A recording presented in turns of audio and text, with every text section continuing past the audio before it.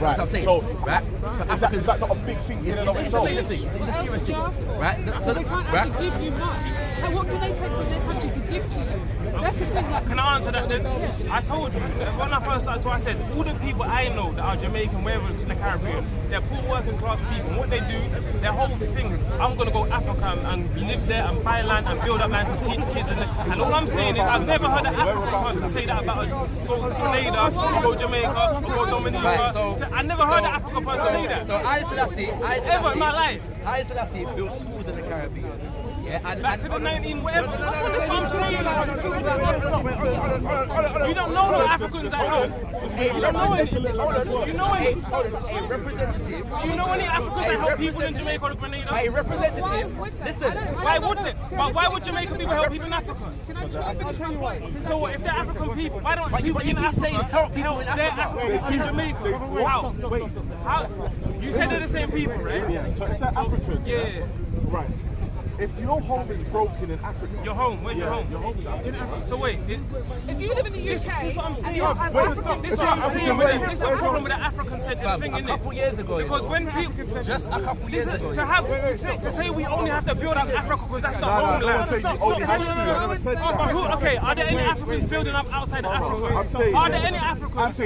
I'm saying me. It doesn't make sense. Yeah. That if my home is broken, I leave my house and fix my brother's house. Is Jamaica broken? broken? No sense. Is Brazil I don't broken? know if Jamaica is Grenada broken? Are they? But they're moving to your house to help. Are they? They're moving to your house to help. So and that's my point. And that's my point. What is your point then? Because he's saying, how many? In the thousands. Wait, hold on. Proportionately. Hold on. Proportionately. You think it's in the hundreds? No, I'm not saying that. You know what? How many Africans are building up Brazil, Jamaica, and Grenada? I'm not saying that, but bro. Answer one question. You can. Get emotional and they don't. This is what I'm saying. Yeah, bro, but some of that, you know what I'm saying? This is what question up here. Do you agree that you said that Akon went over recently and provided electricity for so many homes? I've read that. Okay. Do you agree? Oh, you man, I beg you open up circle a bit. There are millions of people. Brother, do you agree the Caribbean in general have electricity and I would say yes or no? In general, I think that anyone died of dirty water in the Caribbean. Right, so my point to you, so my point to you is it's a right. In proportion to where they're but you wouldn't know that because it's concentrated in Africa. Stop. I know about that because of awareness. Stop. Hear what I'm saying to you. When you're approaching, he asked me, are people in the Caribbean dying from dirty water? No, but anyone to ask that shows a lack of understanding of what's going on in the Caribbean as far as I'm concerned. But I'm wrong for speaking about it. Just need to be, listen, the thing is, if someone... You made a side comment when your brother's talking, and I responded, but I'm wrong for responding. Let me just say this part. All I want to ask you is, proportionately, they're not even on the level. No, which one? This one's emotional. You couldn't be quiet, could let him talk, you have to get out. I'm listening to him. Less than 60 seconds, right? I'm saying to you very simply. Proportionately, the basic thing of electricity and water, right? If proportionately these countries have less electrical functions in their yard, right? And water, right? And even issues with food in comparison. How do you think those people are going to get up and go have to walk miles to get their water? They won't be. And I'm saying they ain't got electricity, so they can't do all the stuff we can do, right? As well as the fact that so many Caribbeans ship stuff in barrels back home for Christmas throughout the year, right? So I'm saying to you, the comparison for those in what you call Africa, how do you compare the two? Where, as he said, when your house is broken, and they look at the Caribbean and think, the Caribbean, how they are over there. And we're looking back there and saying, why? Man, look what they're living in. There's no electric. They're going to run and walk to their yard. How is that going to be a mass thinking amongst that people? Explain that. First of all, I don't ever expect it to be a mass thinking first. Right? So what do you expect it to be? Hold on. What do you expect it to be? Because let's see if it is comparable. This is what I expect. This is what I really expect. I don't expect anyone who's poor and suffering in Africa to understand or go out their way to help people in the Caribbean. I don't expect that's them aside. Now tell us about the rest.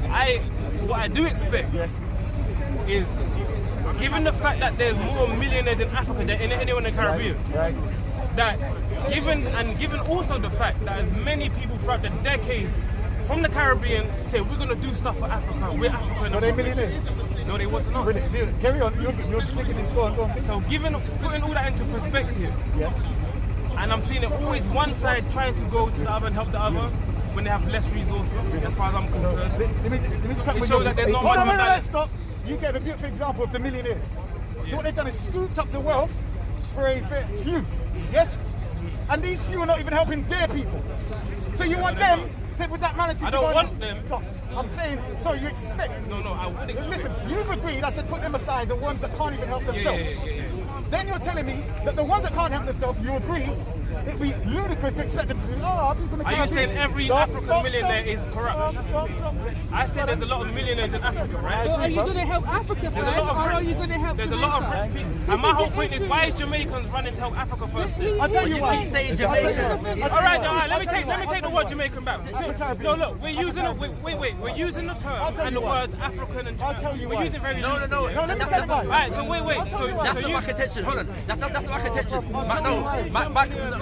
My contention with the use. I know. My contention with the use of the word Jamaican is that it gives the impression that Jamaican people, generally speaking, as a it does massive not people. give the impression. All right. These are the people that started up were in Jamaica. You keep saying. Rasta started in Jamaica. They're Jamaicans. You keep saying. Leave it as that. Hold on. But he keeps saying Jamaicans want to help Africa. Caribbeans want to help Africa. And I'm saying that Who are they following? No, stop. Because I'm addressing this point. Hold on. I'm addressing Like I your point. said, like I said. No, wait. Do you There's agree? more millionaires in Africa Do you than agree in the there's Caribbean? a lot of white people that are going to do the same thing? Do what? To do charity in Africa. Do they not advertise it, in the Caribbean and over here? Come over and help them. No, you can fund them. Yes or no? Do they say that? Do they advertise it and facilitate for people to go over there? Yes or no? I mean, allegedly. Allegedly. I don't know what them So you don't charities know do. I don't know anyone. what them charities do. No, So you that's haven't not what seen he's asking. He's asking is the perception, and what is promoted about Africa and charity mentality. Right. So when we're talking about giving charity, 9 times out of 10, the image on the screen is Africa and Africans. So I'm saying, wait, we want to make the point now. So I'm saying these Afro-Caribbeans you're talking about, that are working class, whatever else, and they want to go and help. Is it possible that they're also succumbing to the same thing that, let's say, the white people are saying, I feel sorry for them, I want to go and do something.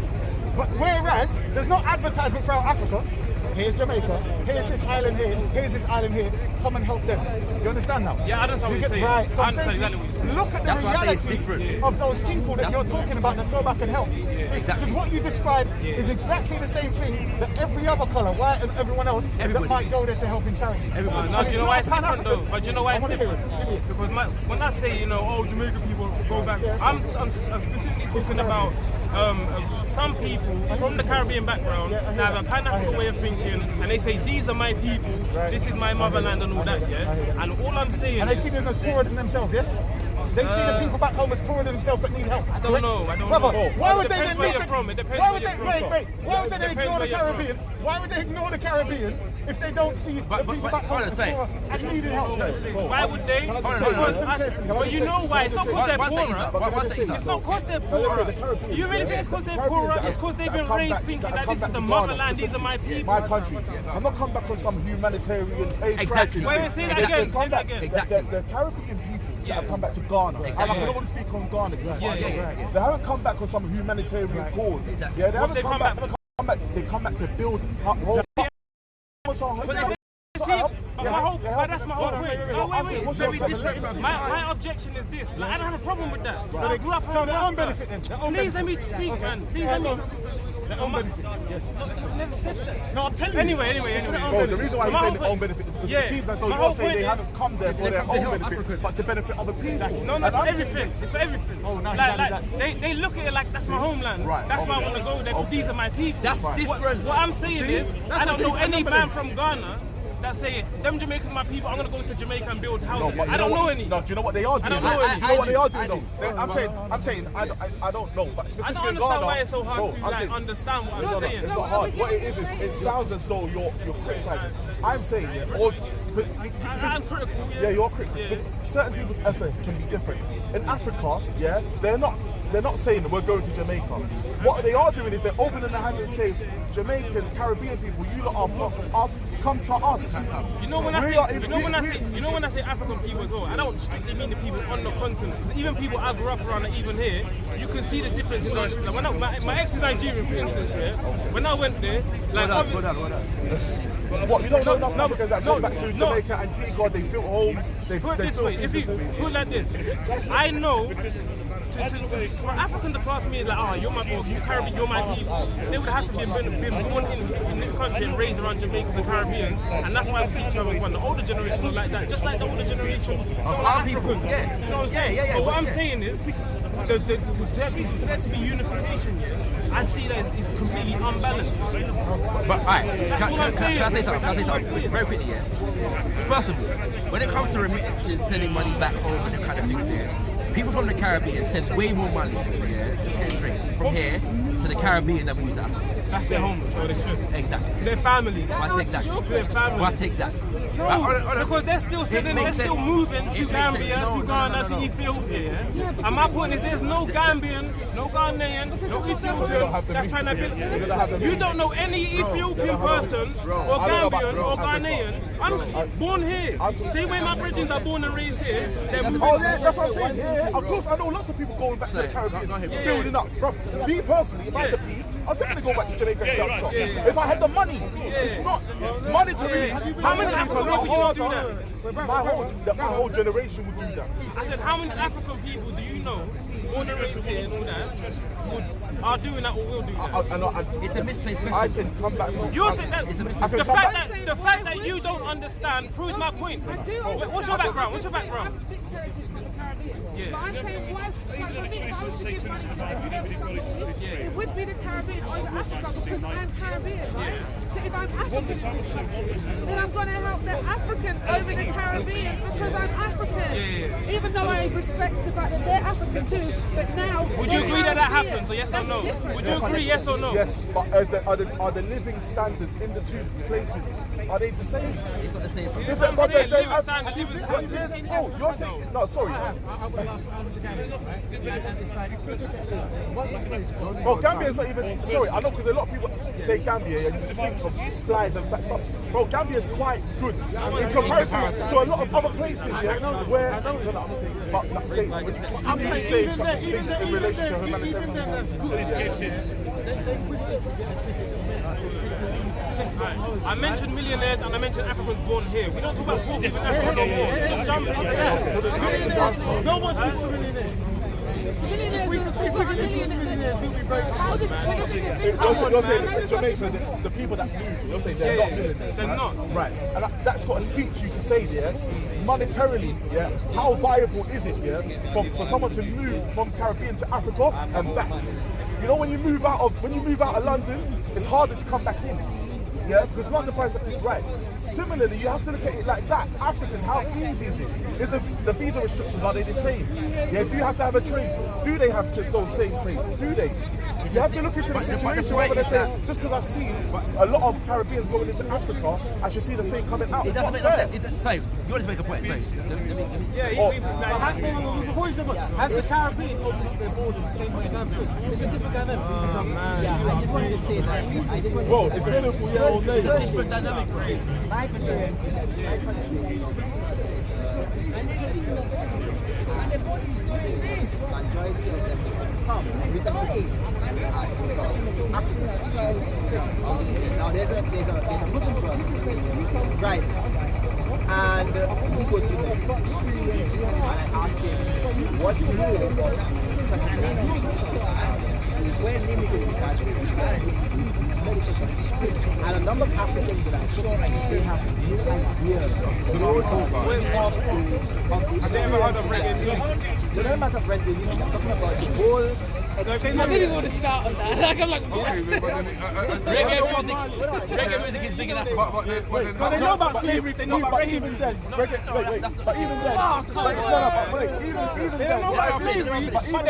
music hasn't permeated the whole of Africa. about bro. slavery. It's not like everyone in every corner of Africa knows about Bob Marley. It's not like, that's not the case. Who said that? I just No, do they know about reggae? that's my example. Yes, they do. But true people, but true people. Have you been to Africa? Have you been to Africa to know that everyone knows about reggae music? Did I say they did? I asked the question. Let the bro finish. I asked the question, do they know about reggae music? And I'm saying, And you said, how do you know they know about... I just said, Finish. Let the bro finish. that's what. I don't know to the extent of what reggae music. I just say it's the reality that the school curriculum in Africa, Even in the Caribbean, did you know about Dominica? Did you know about slavery in Dominica and the context of slavery? You like that's a good word, because we're talking from kids. The second thing, one, there is no kind of knowledge about transatlantic experience.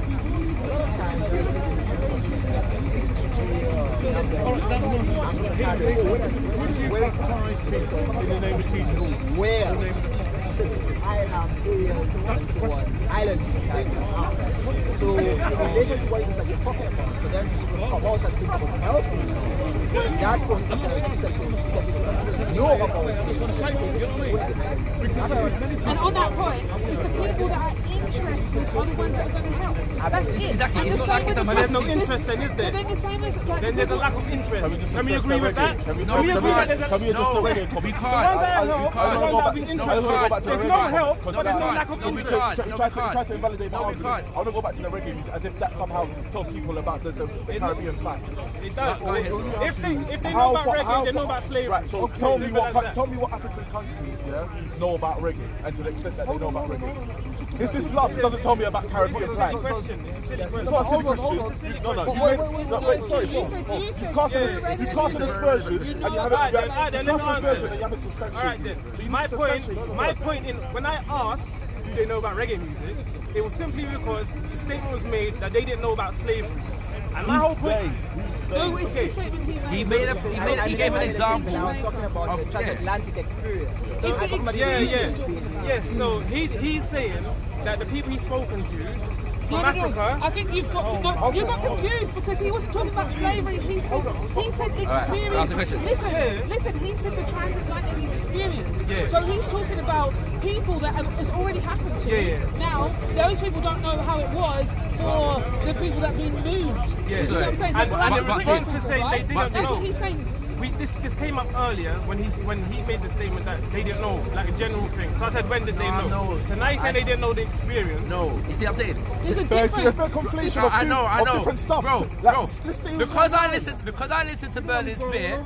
Because I listen to Burning Spear. Hold on. Because I listen to Burning Spear. I said the what? The help ain't bad. Because I listen to bro. But how can they help? Why is it? That's not their land. Why would they help? Hold on, let me ask you one. Wait. Oh, there's no reason to be emotional. Because I listen to Burning Spear, and Burning Spear said, do you remember the days of slavery? Doesn't mean now that I know, about the transatlantic. No, but you said they didn't know about it. Bro, hold on. The brother gave an example. He said experience. Right, yeah, the brother gave an example. And when he was talking to him about transatlantic experience, he didn't know about it. That doesn't mean that he never knew about a thing called slavery. Okay. Yeah, that's very different. 1 second. Are you aware of the fact that the highest group of migrating teachers to the Caribbean, places like Jamaica, come from West Africa? No, I wasn't aware. That is something that is. That's helping them. That's helping That's real help. Yeah. That's help. So That's what I'm saying. Now, That he kind wants- of he One wants second. to know now. That's That's help. what he's been But asking. I gave him the example of. He doesn't want to know in the 60s. He wants to know what we're doing now. Hold on. I didn't even get Can't to validate the finish. experience 1 of second. people I that- didn't even what get they've to done in finish. the 60s. I gave him an example. 1 second. I gave him an example of 2010 in terms of Haiti. I gave him an example of next year in terms of Ghana. Yeah? Hold on. I didn't even finish saying what I was saying about Haile Selassie. Hold on a second. See what I'm saying? Right, let me finish. Yeah? Because the schools, he went to schools and gave money in 1966. There are ministers from Ethiopia today that still go to Jamaica to check up on the schools and give money. People in the Haile Selassie's family still do that today.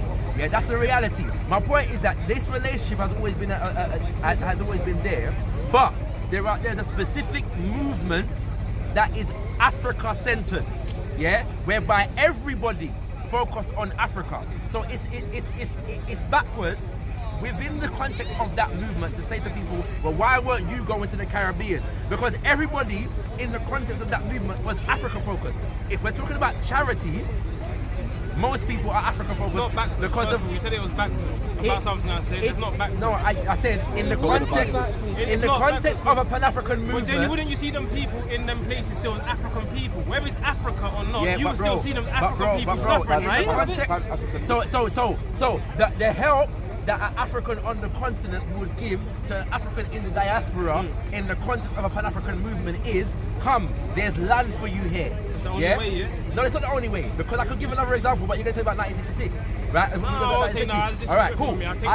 I will give you another example. Yeah, when Malcolm X, right, was building the Organization of Afro-American Unity, he traveled to different African nations, and met with many African leaders, and he got pledges of support from them to assist and help, because all of them, this was when they were just becoming independent, and a lot of them were looking to organize, and create a power base, and they all pledged in the context of that power base to assist the struggle and the fight of Africans in America, throughout the America. Yes, they did. Listen to Malcolm X speeches, and after Malcolm X died, did they continue on? Right, on a second. After he died, did they continue the work on? You asked a very sensitive question, So let's not be flippant about the question that you asked, right?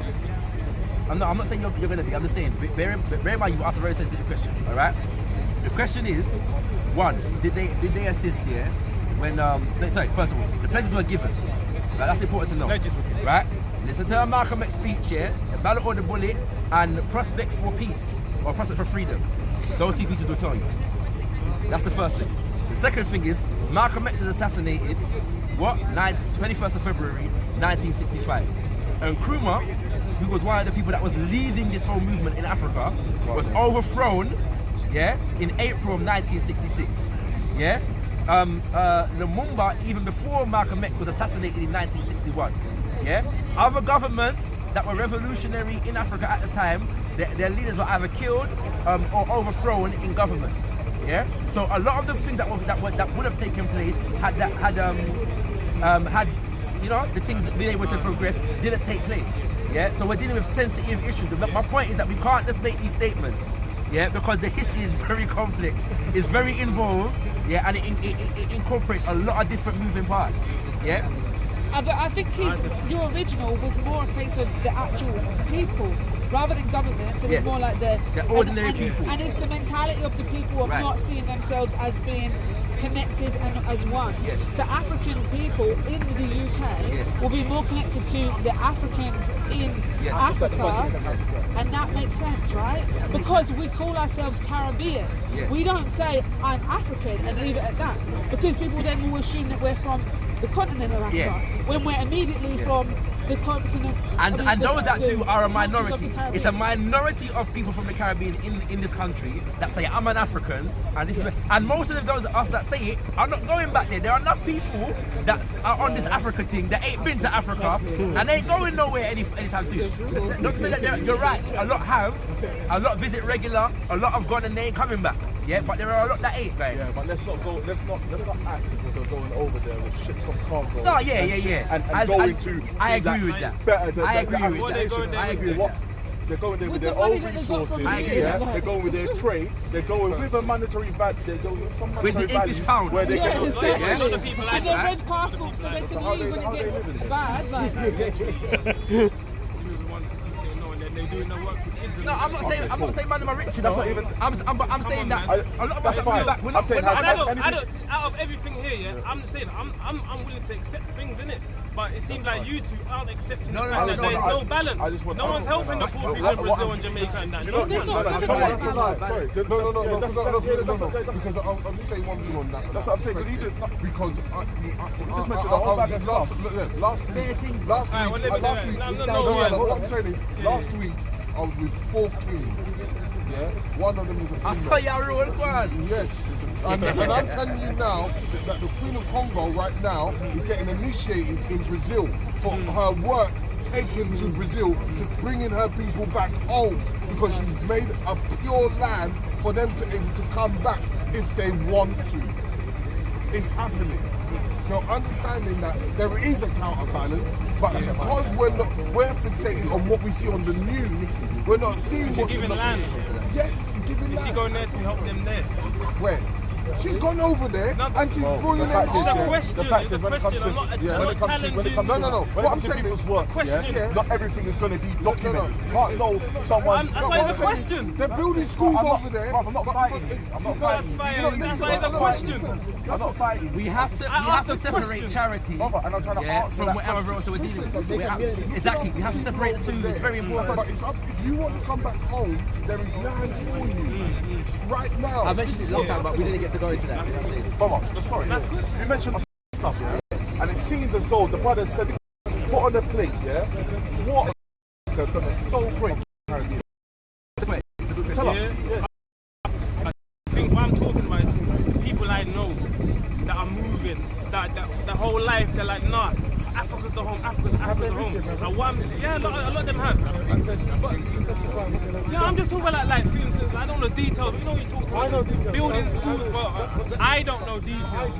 I'm saying most people I know, they go there, they live off the land, they build their house, and they live in I'm not talking about I'm saying even if they let's say even if they went with a huge bag of wealth, yeah, and they helped the orphans out and they built stuff and they built wells and I'm saying, yeah, it's to say it should be balanced, that Africa should be doing the same thing, yeah. It's not taking into account the people's lifestyle.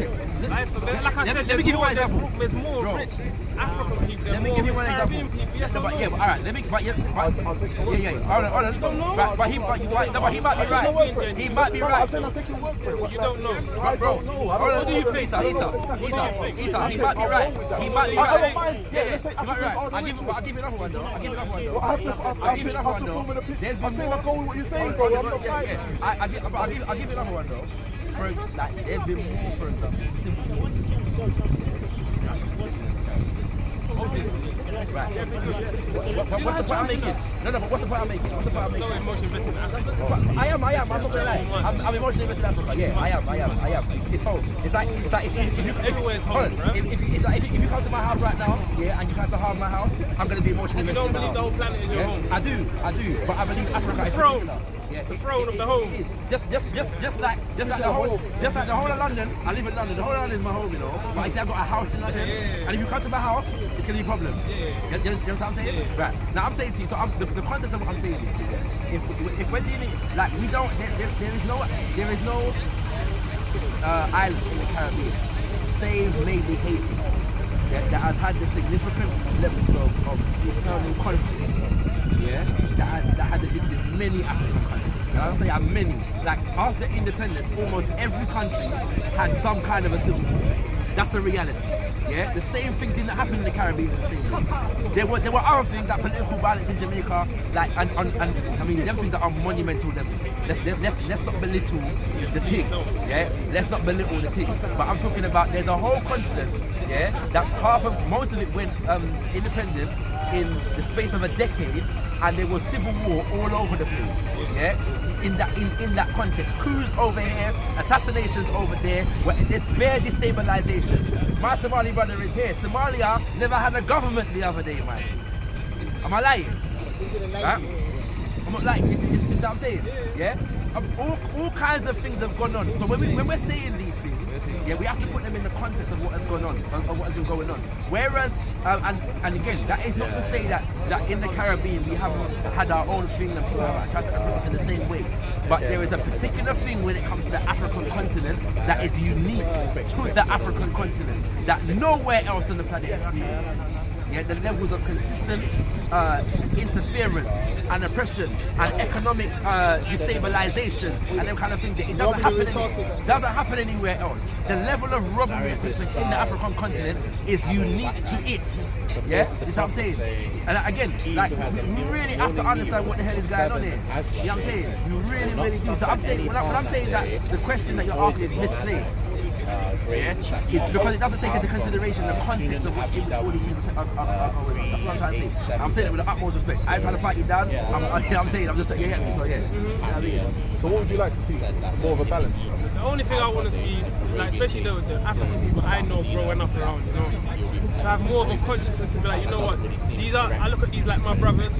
I'm not just going to talk about it because I like hip hop or reggae or dancehall or use Jamaican slang. I'm not going to do that. I'm actually going to do something for the people in the land because no one's doing it for them.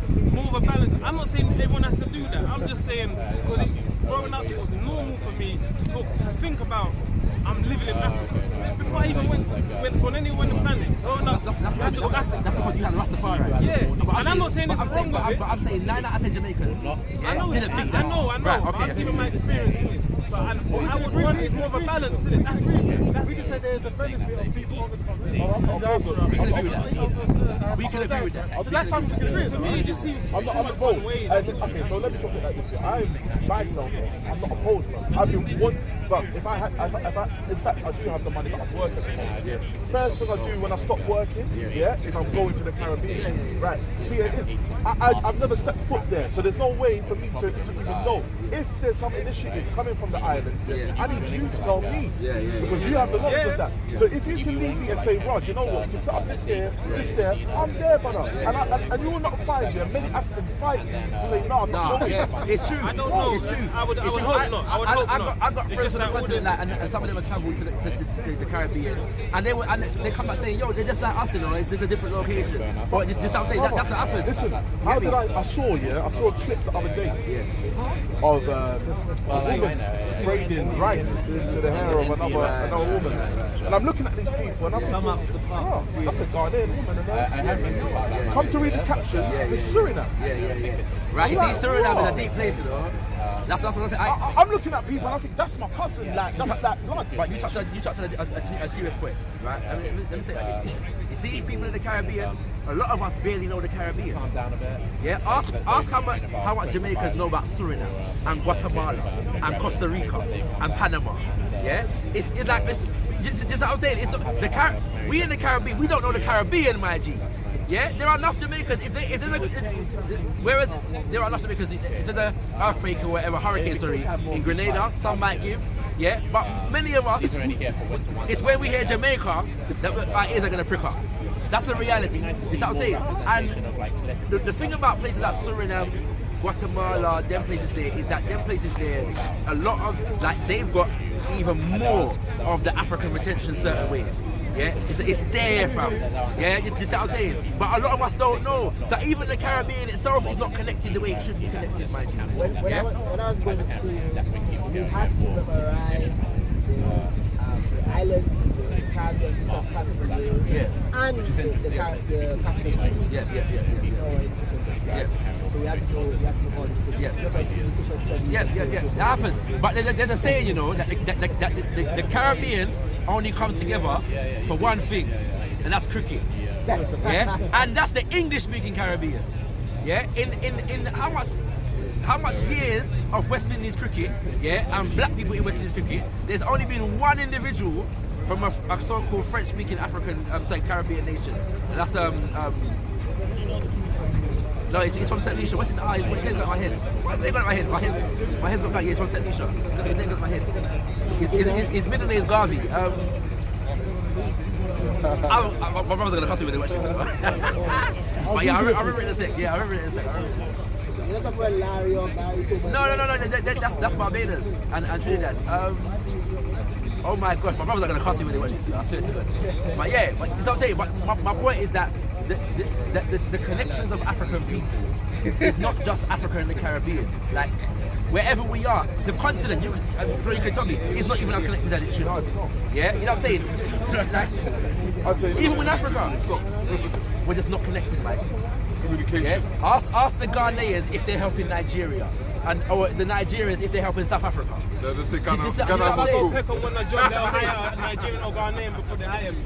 the higher Ghanaian, that might be true. Hey, listen. Why? Let me just drop it on record. There ain't no Ghanaian that's higher than Nigeria before today. Hey, we're not Nigerian. They'll say Ghana must go. Tell me this. There will be no jollof wars in Speaker's Corner. We're not having it. No jollof wars around here. And jollof is better than the Italian jollof. Listen, let me They tell you. use basmati. In all parts of school, yeah, it was always Ghanaian against Nigeria. Sammy. Darren Sammy. Let's not go into Yeah, that. but Let's there's not go a into few of that. us. That's what it is. Sorry, Sorry, I need to resurrect. I need to you know, what's it called? Resurrect myself here from shame. Yeah, Sammy. Yeah, redeem myself. Darren Sammy. Yeah, from St. Lucia, West Indies cricketer. Yeah. That's like Darren Savvy. They were Yeah, French. St. Lucia, They innit? were French speaking. Yeah, St. Lucia, yeah. Yeah, but I mean, when I say French speaking, it's French patois. It's not. Okay, yeah, Creole. Like Dominica.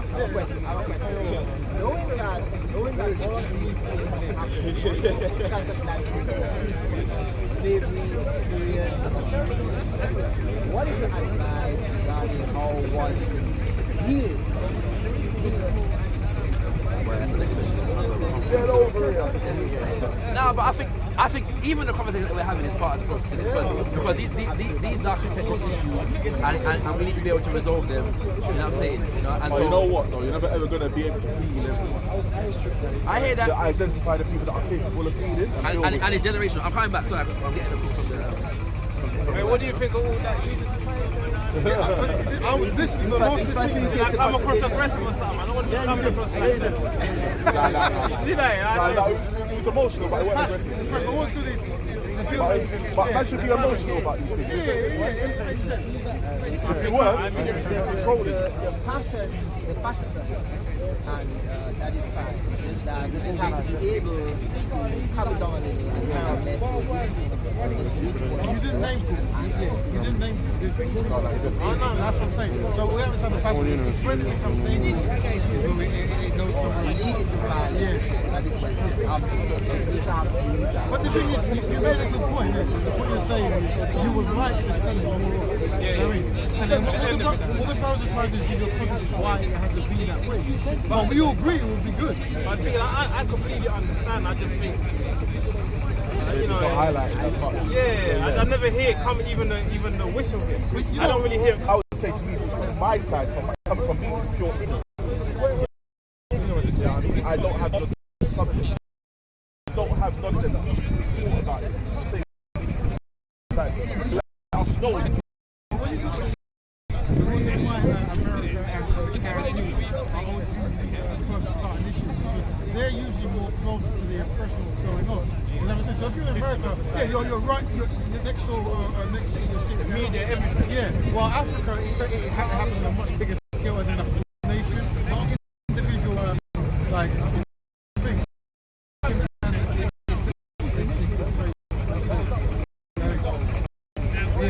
That was the last thing, yeah. Yeah, so. What episode of our corner is this? Number 5, yeah? Right. What's your name again? I know we spoke a few times. That last was just talking about slavery. I just get like, I sound like I can't even hear, bro. I'm like, I say, yeah, people, I know you have to watch it. I don't ever want to come across like that, but Yeah, but yeah, so it's I just want to say that it was a pleasure to basically discuss some of the issues that affects I think that this discussions are healthy once they're done in a very understand different perspectives so that understand and to grow.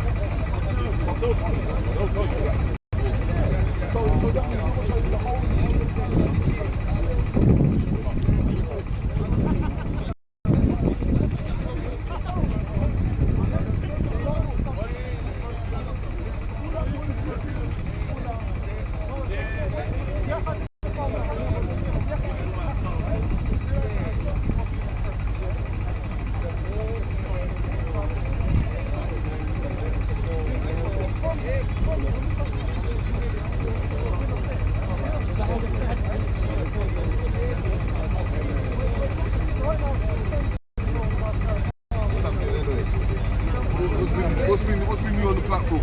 Huh? What's the new project? Chilling.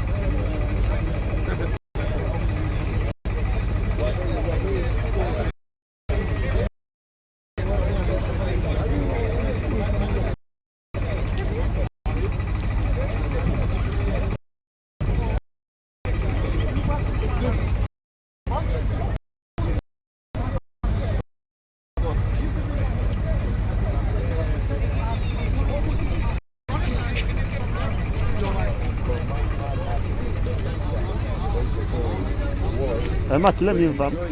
Hey Matthew. Hey Matthew. Try and be a rebel with your own ideas. That's it. They try and be a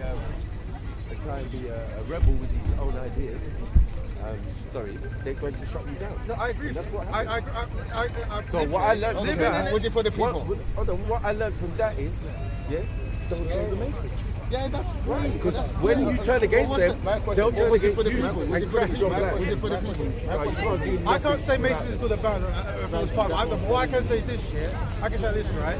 Is someone allowed to change their perspective and do good from your ideas? Right? So if let's say one day No violence, and Jordan. I wanted to sell counter drugs to them, and I wanted to abuse their women, and I wanted to beat up their sons, right? Am I allowed at some point to realise the error of my ways and try to fix that the wrong I've done? Am I allowed? So from that standpoint, I'm always going to be forgiven for those That's not the only standpoint, though. That's not the only standpoint you look at it the same point. But let's say we all agree that there's an agenda against black people. Yes. There's a system in place. Yes. Now, I mean, what the system for me is the person who's saying unfree black people from the system we're under is allowed to get very big in the system. Yes. How is that possible? Where did you get big in the system? Men on board. So yeah. Men on board. So You want on boats. Okay, now let's break that down, right? Let's break that down. Let's break it down again. Marcus Garvey utilized the black dollars, and then he tried to raise money to do things for the black community in the States, right? But we do know that the ships were sabotaged, right? Yeah, that was the issue. That's why they could never go out there. And if you saw how much they charged him, you saw multiple times, So, and what I'm saying is, J. Hoover, right? So what I'm saying is, just from on paper, what we see, there was a guy who had no experience trying to do something. Now, the problem I have is black people. If you look back at that, I'm always casting doubt and shame. I'm saying this is someone who tried to do something, and from at least that standpoint, this is something I have to respect. You don't have to, but I have to respect it. Because when I look at footage, I see a man speaking on black issues, right? That's what I'm saying. Now, if there's some secret thing going in the background, I can't speak on that. I can't speak on that. You can tell me that, but it still affects Why do you always, why do you not always talk about God like he's the only leader like we've had? You see, the rest You're of always us, trying to like throw a little dirt on him. the rest of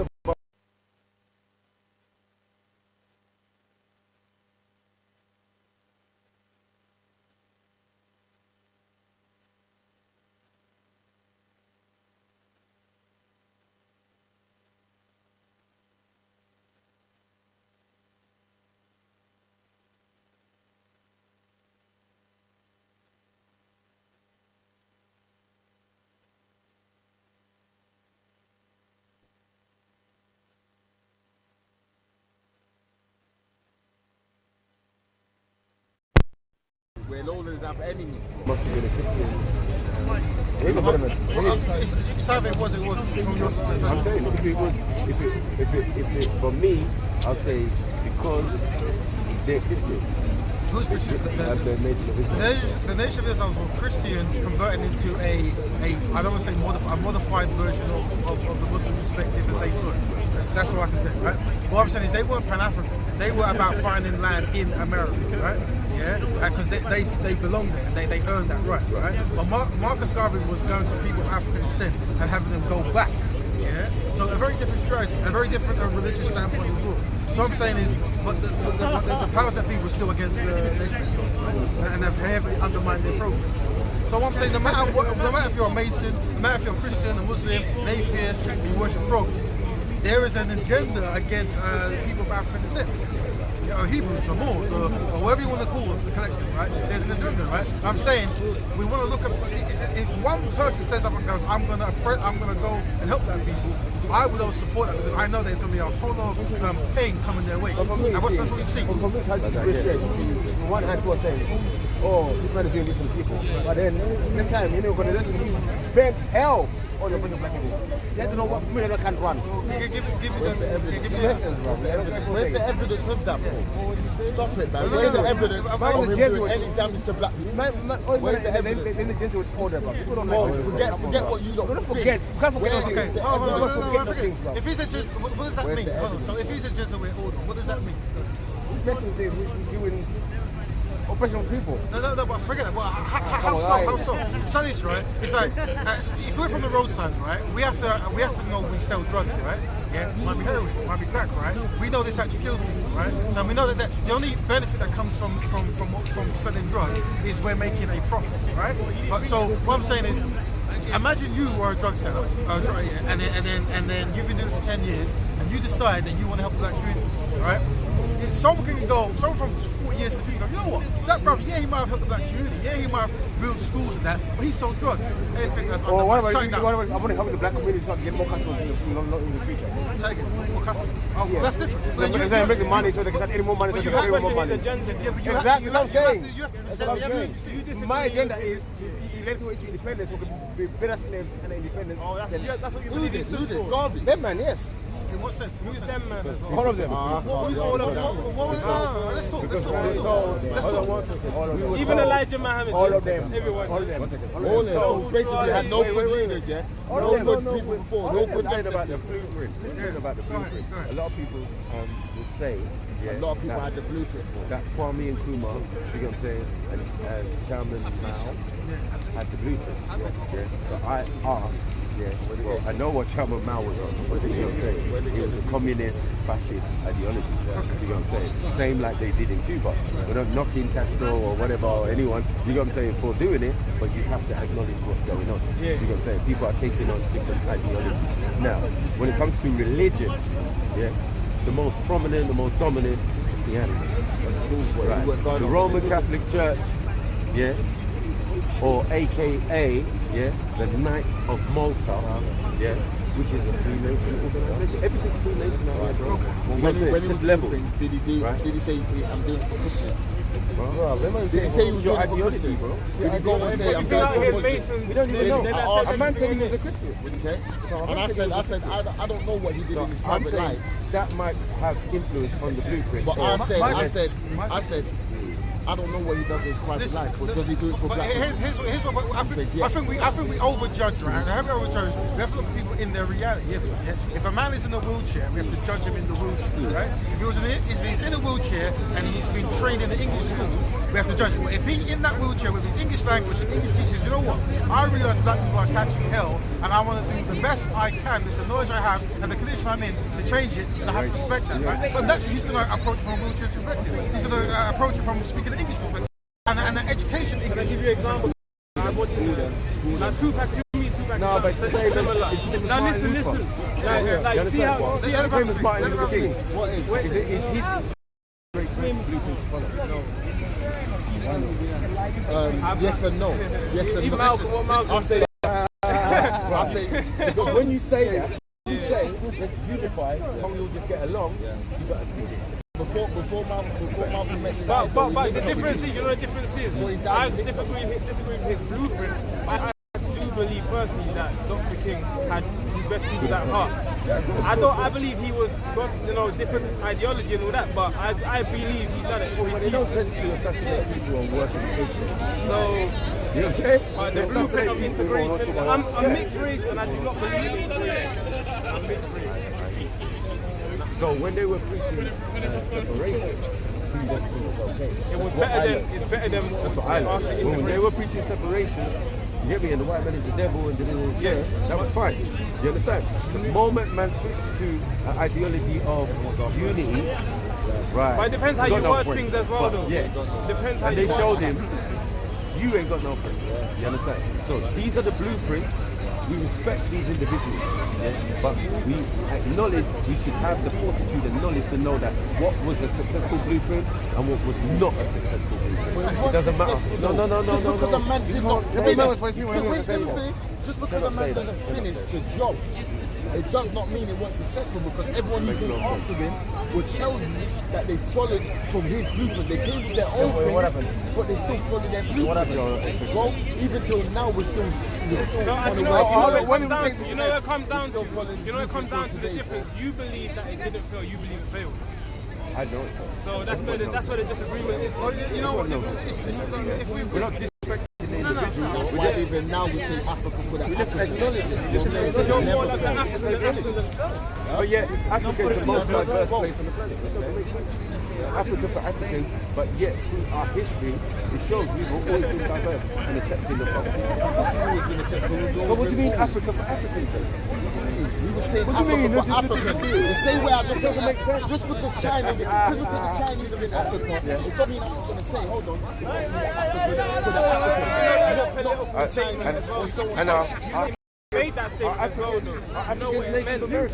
No, but you know what it meant when he said that. African Native American. Because you know what he meant by that. There are black people, who in America are native to the Americans, and he's suggesting that some of those people should go to another. No, because you have to understand that in the times when they were talking, there was less education. What I said, they didn't know yesterday, you know today. So that's not what it is. So at the end of the day, at that time there, they were just and that was it. As time has gone, we've educated ourselves more. So at that time, yes, there was all from Africa.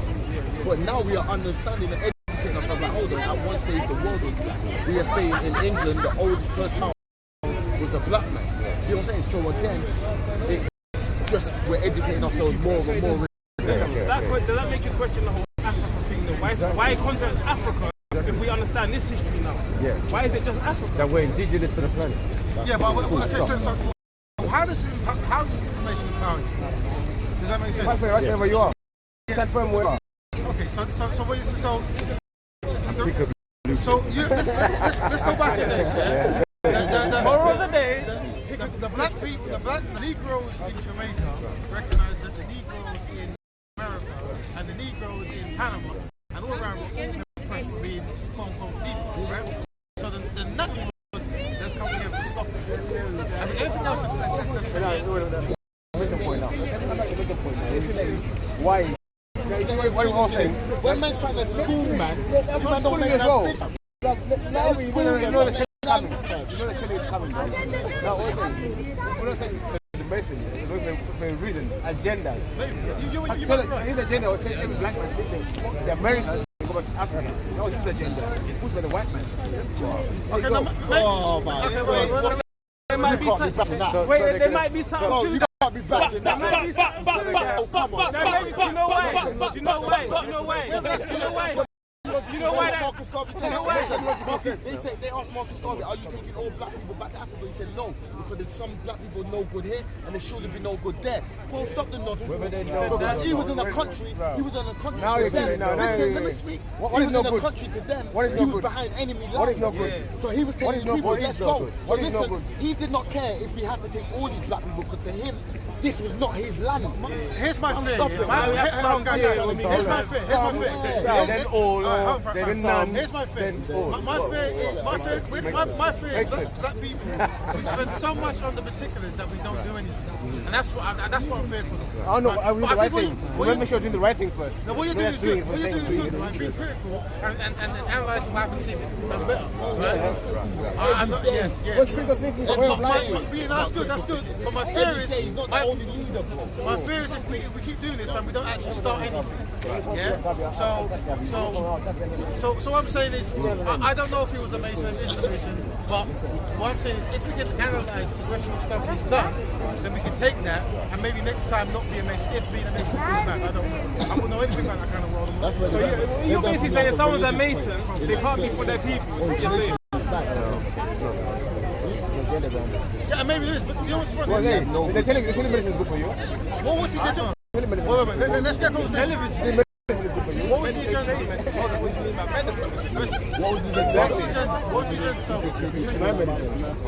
So when Marcus Garvey wanted to ask black people to go back to Africa, what was the agenda? What was the negative, positive that you got from it? Slavery has ended. Maybe the fearful uprising of the black people. And so that what? This man take my head. What's the hustle? With the fiery one. Yeah. Let him take him out. Let's not deal with it. We push them out. And we know that's out on their own free will. That's not a new blueprint. That's a new blueprint. Was it you think that's real? You think that's real? What you just said? Otherwise, there be no Jamaica. You know the second point as well. You know the second point to that as well. It pushes to the narrative that if you're black, you always come from Africa. You're not indigenous over here. You're not a Native American. You just say what I said before. Wait. Wait. There's never knowledge that they were at that time. It did just work. You think they didn't know? Stop it, man. They never knew. Where they come from? See the How do they know? difference. Some of them did, bro. How do they Some know? of them Wait. How do they know? See what you have to realize is that the How do they know? American How do they people, know? How do they know? How do they know? And he was around Marcus Garvey. He was around How did Marcus they find Garvey. out? So they knew. They called Who themselves was with Marcus Aboriginal. Garvey? Yeah, they called themselves Ethiopian. You understand? That Noble Drew Ali and all of these Reverend Matthews, and when you get I did not say all of them were educated. I'm saying in the times, even now, normal Americans. When Oh yeah, they didn't know. they're dumb. They didn't. I know what you're saying. Now you're saying when they're down, they could use that man. That Yes. time it's Jesus was white and... So why was Marcus Garvey trying to take dumb people to Africa? He said he wasn't. No, I'm talking about dumb as in education. Like, you see, like in England, in England, we learn more about the world than Americans do. When you go, I used to go to junior high there. You know what I'm saying? And when you every morning you wake up, you go, I pledge allegiance to the flag, and all you read about is George Washington and all these things here, man. But They we think are Europe's a different. country and all them kind of things. Let's establish. Why are we talking about Marcus Garvey? Go ahead. Let me know. Why are we They talking about hate us, bro. But let's say That's why. That's why. Why are we talking? Just so we can get a better context. Before you start why they're saying it, you know why I'm saying they hate us? Because no one could Because we have, even Marcus Garvey followed someone else's blueprint and what's everyone else is so, yeah. But even if we have 100 people on the table, right, for all our leaders, they're going to pick Marcus Garvey to this. All the time they keep throwing dirt on him, bro. No, it's not that. Oh, yeah, You was here for the talk earlier, bro. You was here for the talk. Give us the context. In most conversations, Marcus Garvey. No, because you not This put thing dirt on about him. the blueprint, You lot. he's brought up.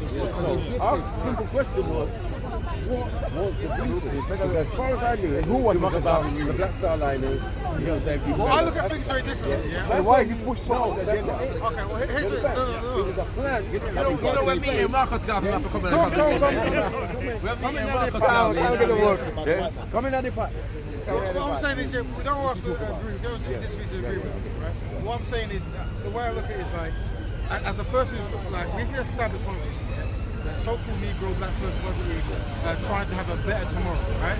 And we look at history historically, who has actually tried to do that, whether we know or not. So it is about, like my brother says, taking the good ideas and disregarding the negative ones, like Bruce Lee did when he did his yeah, so that's what it is. But if you don't trust Marcus Garvey, so be it. I mean, No, it's not trust. It's the blueprint. You see, you're no. What man is trying to use? what was the His blueprint? agenda. What was the bluept? So He we said break his down. agenda was wrong from the beginning. But what is the blueprint? But he said yes. This brother said the agenda. This brother said the blueprint. Right, I said the blueprint. The agenda's in the blueprint. They look at it, of course, the agenda is in the blueprint. So what is it? So you said the agenda is to get Negroes to Africa so they don't rebel in America. That's how I overstood it. Okay, and is that a good or a bad thing? Is that a good or a bad thing? No, Remember, to they know all that. you. At that time, they all I'll give you an example why it's not good. I'll give you an example. Sierra Leone. No. Liberia. Liberia. Perfect example of people, freed slaves, following that blueprint and going back to Africa. What's that got to do with Marcus Garvey? That's a mess. That's a mess. What's that got to do with Marcus Garvey? That country is a mess. It's a failed state. Wait, he's giving it. It's a failed state. I think he's saying it's the same thing. Got a lot to do with that. What's that got to do with Marcus? It's the same people. It's the same Americans. I hear what you're saying. They're looking at. They were successful. They're looking at in the sense, Negroes who went back to But the it's still continent allowed by the and right. continued the same system they picked up in the States. But- So we can't deny that. We can't deny that. That's independence. But what's that got to do with Garvey? That's not what- What they're saying is that they're saying that was Garvey's template. They're saying that going back to That's wrong. That's wrong. yeah. Well, So the free slaves of America going back to Africa. there was a clear division between the Negroes and the American indigenous. No. right? To say that was wrong.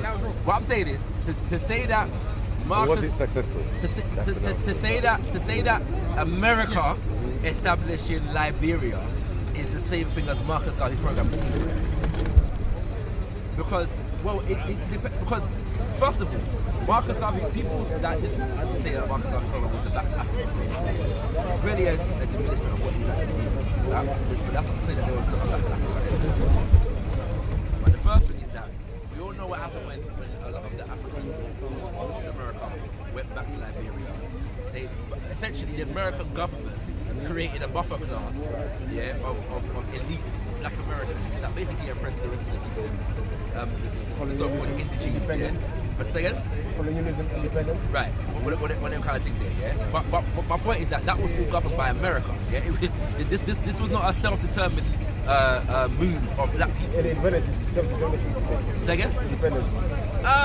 No, not in terms of how it went in the 1950s and 60s. That's not self-determination. No, at least your oppressor can't give you a flag and an anthem and it's serious independence. Yeah. Right. But the point is that when Marcus Garvey had his Liberia program, it was not governed by the American government. That's the first thing. Right. Yeah, exactly. The second thing is what he was doing was working with the Liberian government. Yeah. Eventually betrayed him. Yeah. What's it called? Yeah. Now wait. Yeah. Marcus Garvey, the Americans were not doing the factory. Marcus Garvey was going to the break government and then they fucked him over. Right, so what happened was, throughout the 1920s, he sent a number of different teams to explore land opportunities, business opportunities, and the terrain in Liberia.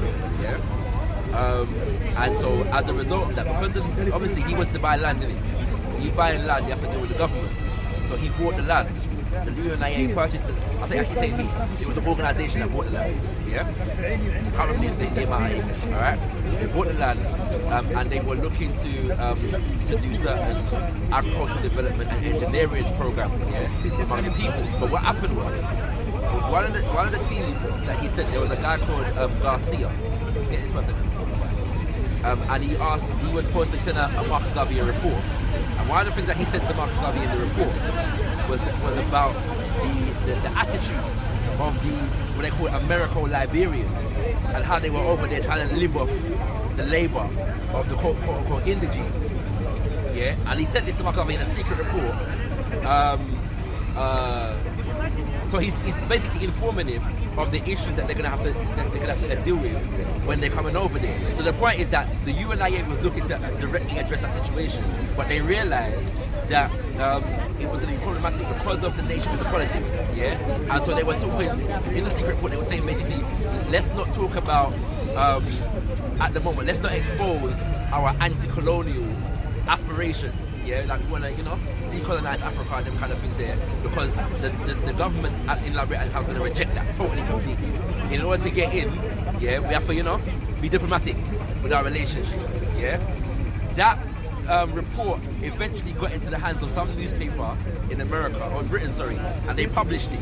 So the Liberian government saw that secret report, that Marcus Garvey's, so-called agent had sent. The American government already trying to muscle the Liberian government into not allowing Marcus Garvey or the UNIA any kind of leeway in Liberia in the first place anyway. British government steps in also to do the same thing. Marcus Garvey sends a delegation in 1924 of technicians and engineers with industrial and agricultural equipment. Some say it was to the tune of $50,000, which is millions in today's money, worth, of equipment over there in 1924. They got there, the goods were confiscated, they weren't allowed to go on the land that they had bought, it was taken from them, right? Basically the delegation was sent back. The land that the UNIA had bought was given to the Firestone Rubber Company, who's still in Liberia today. You know what I'm saying? Like, and were instrumental in their what? I'm not. You asked the question. You get me? So my only point is that it's not the same thing, fam. You get me? Like, you know what I'm saying? It's not like you can't compare what America did with Liberia in the 1800s to what Marcus Garvey was doing in 1920. Two completely different things. But it would be true to say that because of that Liberia, it was easier to get to Liberia at that point than probably any other African country because of that relationship. So it was easier for blacks in America to travel to Liberia and to Ghana or Ethiopia or Congo or wherever else it is. You know what I'm saying? So that would be true.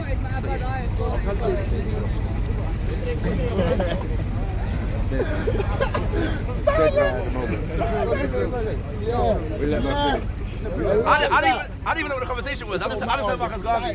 Silence. You hear a pin drop. What, you got me said it? I ain't finished it. Question time. Silence. You can hear a pin drop. You can stand here. Bro, we gave you the word, bro. Loud, bro. We gave you the word, bro. This day they're talking, this longest they've been quiet. They were I didn't even know what the conversation is. I'm trying to Obviously, you just related, the whole point we were trying to make. You reiterated the point we were trying to make. Most of them making like being examples. We made you as an example. Of what, sorry? Of the blueprint. Of what blueprint? But you, as I'm saying, you can't say Liberia is not an example of the Garvey blueprint. It's two completely different things. What is the example? If you buy land in that land, hold on 1 second. If you buy... But that's like saying... Buy land in Liberia, and they screwed it over. That was part of your plan, isn't it? No. Part of whose plan, sorry? Part of whose plan? Part of whose plan? So, you're saying, like... Who was okay with land in Liberia? Who was in power in Liberia? Who was in power in Liberia? The quote-unquote American Liberia, there were black people there. Well, to be fair, I can't say that. The American government was in power, and they had their agents governing the situation in Liberia. Okay, so you're telling me the American government is power in Liberia? Yeah. Oh, that was nothing. Let me land, bro. Let me land. The American government is power in Liberia, and they're telling me in America, go and do business in Liberia, not Liberia, then they fuck up over there. Does that make sense? Wait, sorry. Hold on, alright. So, but you might know how Liberia came about. I'm asking you a question. He's saying if it's owned by America and they run it, how can it be a problem with Garvey going there? If they knew about it, that's what he's saying. How could it be a problem? Sorry. You bought land? Yeah, no. Here I'm saying. I understand what's going on. What's part of whose plan? Part of whose plan? So wait, so you're saying that Garvey planned to buy land in Liberia and have them rob the land from him? No. Hold on. I'm confused. I'm totally confused. You're saying that Garvey planned to have the land robbed from him in Liberia? In Liberia? Like, I'm confused, man. He planned to have land, yeah. I'm confused. What's the problem? What I'm saying? No, Liberia was, but Liberia. I'm not. I can't remember. No. I don't know how much. No, hold on. No, you misheard what I said. You misheard what I said. I don't know what he's. I don't know. I'm confused. Mask on. What's the point he's making? I'm not sure. What they said, what they said before was Marcus Garvey was a Mason. Because of that, his plan was similar to what the same kind of system. So if Marcus Garvey got it, There's a difference. he would go. Do you feel that if Marcus Garvey was to get land in Africa, do you think he would actually try to make a buffer class between the Americans and the Negroes? I don't think. I've just said, man, listen to what I said, bro. I just said, the man, his own person in Liberia sent in a report saying, this is what the man them are going with. Yeah, we're not dealing with them something. Yeah, and this was a secret report. He's not showing off. We have no plan. We didn't have no plan. I don't understand. Like, I'm confused by that. It wasn't successful, but it didn't happen. Yeah, but it didn't happen. What's going to happen now? It's like a pyramid scheme. They think that most black leaders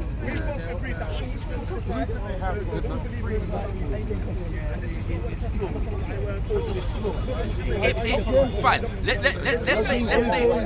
Let's say the program If you look, plan was get all the Negroes out of America. I love you. So let's not let them know. If you love the Prophet Muhammad, whoever you are, I love you. We can unite under that. Okay. The first thing first, it would be true. But that's wrong. But that's wrong. And then I was schooled by respect. The enemies are going to love us. Yeah. So then, why do you know brothers? Oh no, one second.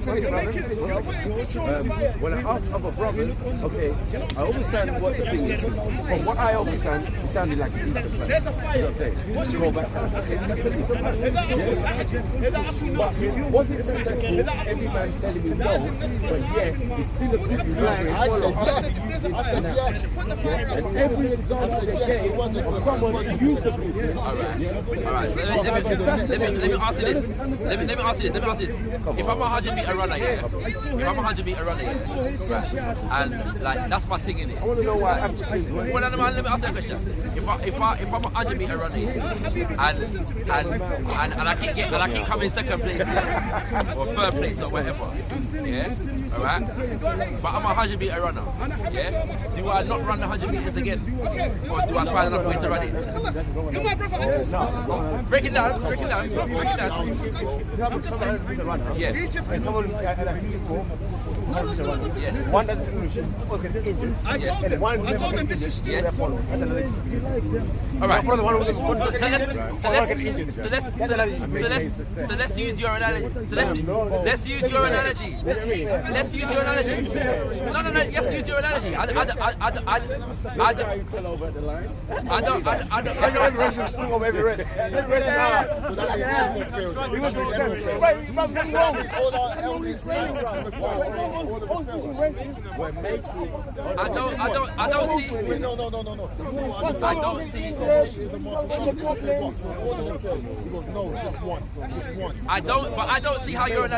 I don't see how your analogy is that much different to mine. Let's use your analogy then. Let's use your analogy.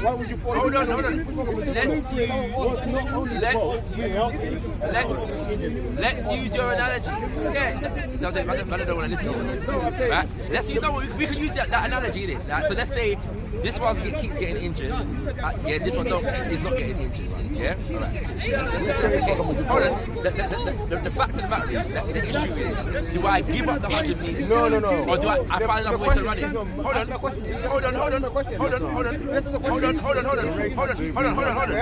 on. So let's expand upon this analogy that you're using. Yeah. The guy who keeps chipping gets injured before he gets to the finish line. Yeah. We're gonna now analyze why he keeps getting injured. Yeah. The guy that keeps getting injured. Yeah. He may have the best start in the race. Yeah, his start in the race might be the baddest start in the race. Yeah, hold on. No, wait. No. You can't do that now, you know. You can't do that. No. I gave an analogy. I'm asking questions the wrong way. You expanded upon the analogy. No. I'm expanding upon the expansion. And now I'm going the wrong way. That's different. That's unfair, bro. No, but bro. Beef with my brother. No, bro. No,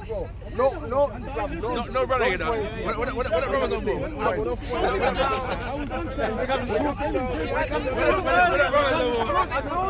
No brothers no more. No point. You're chief. You're chief. They can't hack the heart. Wait, let me talk, man. To be fair. We're going to find a new name for man. Let me my point. Go man, Shaq and Roast. The simple question, yeah, go. Yeah. One man got a program which was English. He keeps following one man got a program. All right. But it's all finished. Okay. My question to you. Okay.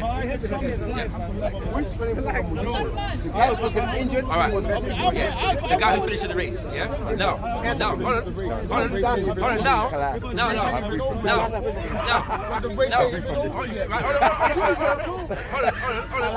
Hold on. Right. Let's have the case. Let's have the case. Yeah. Now bring the analogy into the real world. Yeah. Where is the example of the people that are finishing the race? None. There are none. Okay. So what you're saying is that your analogy is flawed based upon the fact that we don't actually have an example to follow. Yeah, based on what you just said, there is actually no example to follow. Yeah, because no one's finished the race, right? No one's finished the race. Hold on. No one's finished the race. So. Who's winning the race? Hold on. Who? The white man. That's fine. So I'm agreeing with my brother. Yeah, he said the race is still a go on. All right. Right. So the point is that we're not actually dealing with a situation in which somebody is finishing the race. So the question is, who is running? Okay, now this is one. Who is running? Yeah, the best race. So answer that for me. Like, what's the example? Okay. Who has run the best race? Now, where we come from now, we say from the beginning, but the mission is not ready to run. We have been fed to stop it. And this man, like Garvey, they're the end of the day. When we're about to revolt properly, he was a Garvey. No, be humble, have a good business, be quiet. I've heard it all. No, I've officially heard it all. Man, them are complaining. Sorry, man, them are comparing Nelson Mandela to Marcus Garvey. No, they do it. They're disrespectful, bro. They're disrespectful. Look at this. Disrespectful, bro. It's not their people. They don't. You know what? I was gonna kick, but I've got to stay for this. I've got to stay for this. Right? I've got to stay for this. I was about to go in. I was actually going home. What was wrong with Mandela? What was wrong with Mandela? You're going home in the body. Qualify that one. From Zim, you know. What was wrong with that? My Zim brother was asking what's wrong with Mandela. My Zim brother, you know. My brother from Zim was asking what's wrong with Mandela. Yeah. Nah. Yes. All right, hold on. On a serious note. I roll with the shit of Garvey. Yes. I'll say go. Well, right now, I'm rolling with my AK of Mugabe and the Handa. You get me? Right, so different blueprint. Yeah, I agree. No. This is what we're talking about. When we decide to choose a different blueprint, they say we're disrespectful. No. When they say that blueprint, when they say that blueprint did not work, it was not successful. No, it did. All right, let me ask a question. It's not finished. Let me ask a question. All these funny analyses don't make no sense. My Zim brother. Hold on. I will not use that. My Zim brother. Respect to Marcus Garvey. You see, man don't want to listen. Man don't want to listen. Right? But you don't want to tell us the Man don't want to listen. But you don't let me speak. So are you going to hear anything? All right. Can I ask a question? Yeah, as a Zim man. Yeah? No, ask the question. What was wrong with that? No. I'll come back to that. Okay? It's a side note. Right? It's a side note. Right? Is he a Mason? It's a side note. It's a side note. Let me ask you a question. Yeah? As you're a proud Shona man, yeah? Right. Mbuya Nahanda. Yeah? Somebody who I very much revere. Yeah? Right? What she fought for, the principles, the values, yeah, and what she laid down, the legacy that she laid down, is it still relevant to Zimbabwe today? It's still relevant. Why?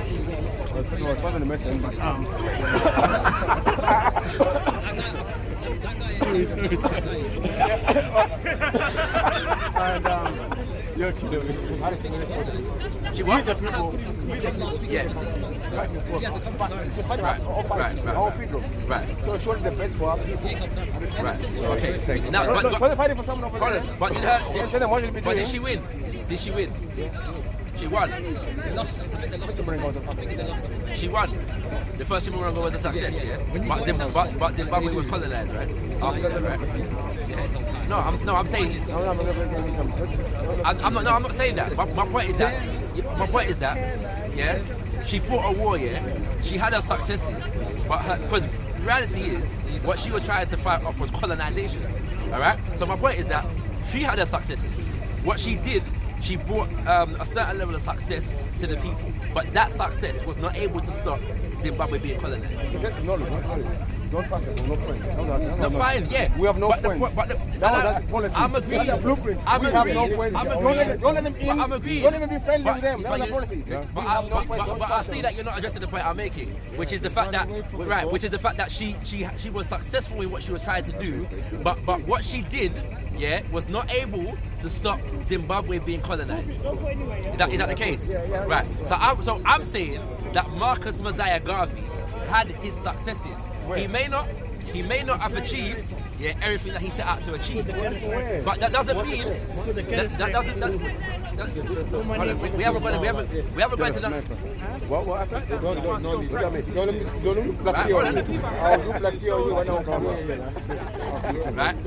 Right. And we need to deal with this thing about Marcus Garvey being a piss. Deal with that. School him now. School him now.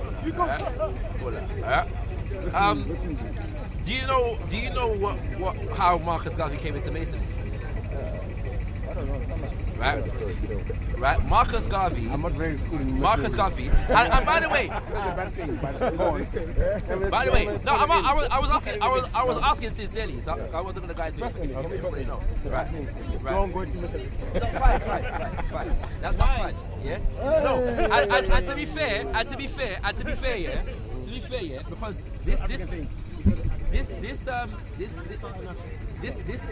this thing about Marcus Garvey being amazing is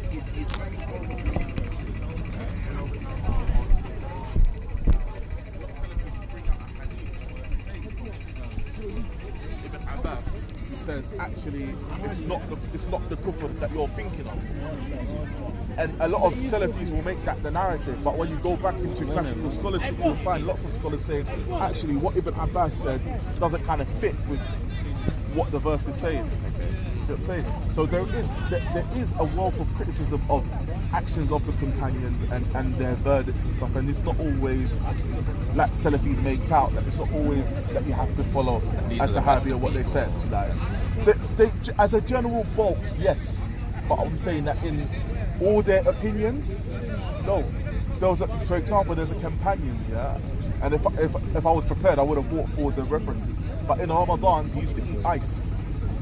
And the reason why he used to eat ice is because they would say that Siyam, is leaving off food and leaving off relationships. And he would say ice is not food. It was not considered from the linguistic things to be something that was food or something that I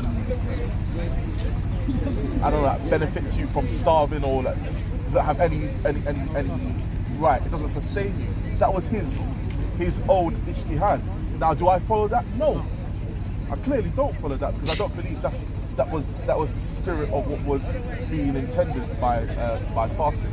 But some people, they would, or they'll find some reason to say, the person's mistaken. They might say, okay, that was one companion, but the other companions didn't do that, and so we go with the bulk, the masses. But on that saying that as well, for me, the bulk of people, or what the bulk of people do, is not an Islamic proof. The majority are not a picture. They're not a proof, for example. And so you're on live, yeah. Come on, fam. These late night sessions when James comes through, fam. James come out now. I generally think, the less Salafi someone is, generally, that's a good sign. James, what are you on, James, man? James, I see you all the time on his hangouts. All the time. You mean like typing in the comments? On the live things, man. I see you on the live streams all the time, man. What's going on? Well, like, it's not working lately. What is it's Sunday, man. It's Sundays. What is one of your big contentions with Salafis? Well, like, for one thing, they follow their religion. They agree generally with like Hanbali fiqh, and that's Hanbali fiqh's pretty oppressive, basically, to That's only Saudi Arabia, mate. And the Salafis don't just have one fiqh. Most of them are most of them end up being Hanbali because the Hanbali methodology is like, they Hanbali. You don't use qiyas, you don't use analogy. Instead, they do. No. Hold on. Let me finish the statement. It's like qiyas takes a lower precedence than like a single report from one of the Sahaba. Yeah, qiyas does. Wait. Yeah, it does. If a Sahabi comes forward in Hanbali fiqh and makes a statement, then you're going to use the Sahabi statement over qiyas. Oh, 100%. Yeah, that's what it is. But ijma' Does it not depend on... Usually, Sahaba's pretty... one Sahaba statement... Don't get me on camera. One Sahaba statement is it's like people don't know who you are. But one Sahabi statement can be... One Sahabi statement... I hate that shit, though. One Sahabi statement could be considered ijma' sukuti. How? because ijma' of silence. He said something, no one else contradicted him, so there's ijma'. Okay. See, but as I was going to say before this, me personally, I don't believe in ijma' like that. The only ijma' that I believe in is the ijma' that if you don't believe in it, makes you a non-Muslim. For example, if someone said there's ikhtilaf or different on Muhammad Rasulullah, then he's not a Muslim. That's so not then, ikhtilaf, that's not fiqh even. No, I'm saying there's only ikhtilaf on fiqh, innit? You can't have ikhtilaf on Rasul.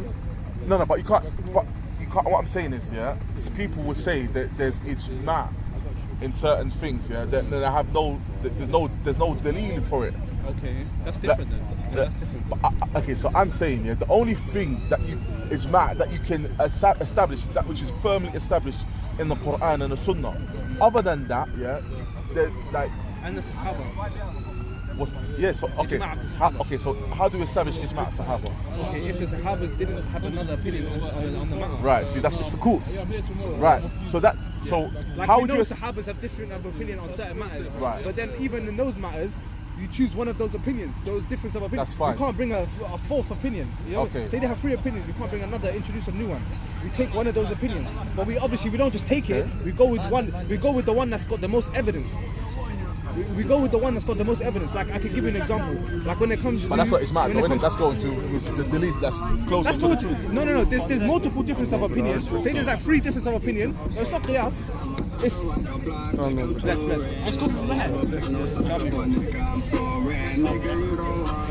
That's basically that one there. Turn that down. Anyways, listen, that's basically, you're going, there's difference of opinion. Yeah. So but that's not ijma' though, innit? No, that's not ijma'. Yeah. That's the opposite. So that's another thing, innit? That's ikhtilaf. But you choose the one that's closest to the Quran and Sunnah. 100%. When Allah says, you go to the Quran and Sunnah, and if you differ in anything, you bring it back to Allah and His Rasul. You know what I mean? Okay. So what if I choose, there's 3 opinions, and I choose the one that you think is the most out? Like, then what? Am I allowed to do that? No, that's based on your... It's basically based on your understanding of the obviously we're going through the same evidences. Okay, so we're going with the same evidences. Fine. You might come to a difference of opinion. That's how the Sahaba maybe had difference of opinion. Cool. So then you would understand that you can't make inkar on me. Never. Right. But if you have one of those difference of opinion, I can't, because the Sahaba had that opinion. Right. Okay. What if there's no opinion from the Sahaba, but there's an opinion from a tabi? So we go back to an issue in the past, and we don't have anything from Sahaba regarding it, but we have statements of the tabi'in. Okay, I don't know them type of examples. So we don't have nothing. Our deen was complete then. I don't know how a tabi'i could come out and say something new about the religion. Okay. So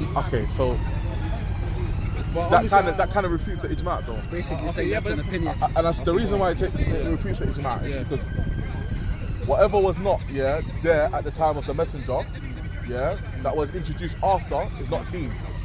No, but that's what I'm saying. The Prophet said, follow me and my companions. He never said follow me and my tabi'i. Did he say follow me and my companions? No, he said the best of the best of people. The best of people are my generation and generation after them and after them. But he said follow my Sahaba. The Quran says follow the Sahaba. The Quran says follow the Sahaba. Everywhere the Sunnah says follow the Sahaba. Okay. So we know to follow the Sahaba. Alright, so the Quran says follow the Sahaba. They say follow the Sahaba in everything that they're on. No, it says follow them in truth. Right, in goodness. Right. So that is Islam, and everything that is in that coincides with the truth. Now, we know as general the Sahaba are human beings, isn't it? So yes, they are the best. They are the best generations for the truth as a bulk, which I was saying, James. But in some issues, they may be wrong. Yeah or nay? Can Sahaba be wrong in issues? They can, but a certain Sahaba could be wrong and certain ones could be right. Right, okay. Can they all be wrong on an issue? Can all the Sahaba be wrong about something about the Prophet? I don't believe so. Exactly. So there has to be a correct opinion. But is it possible that opinion doesn't make it? That somebody knows of that opinion, but it didn't make it to you? So what do you mean? Say that again. Is it possible, that a narration from a Sahabi with the right interpretation doesn't make it to you? Allah alam. I'm not sure if there's a possibility that I never. Just in the realms of possibility. Yeah, it must be possible. Okay. If there's a possibility that something the Sahaba said never came to us, but we still have to have some ruling on it. Yeah, but I'm saying my thing is, yeah, to have a ruling on it, you can't make it binding on other people. When people say ijma', they wish to make something binding on you.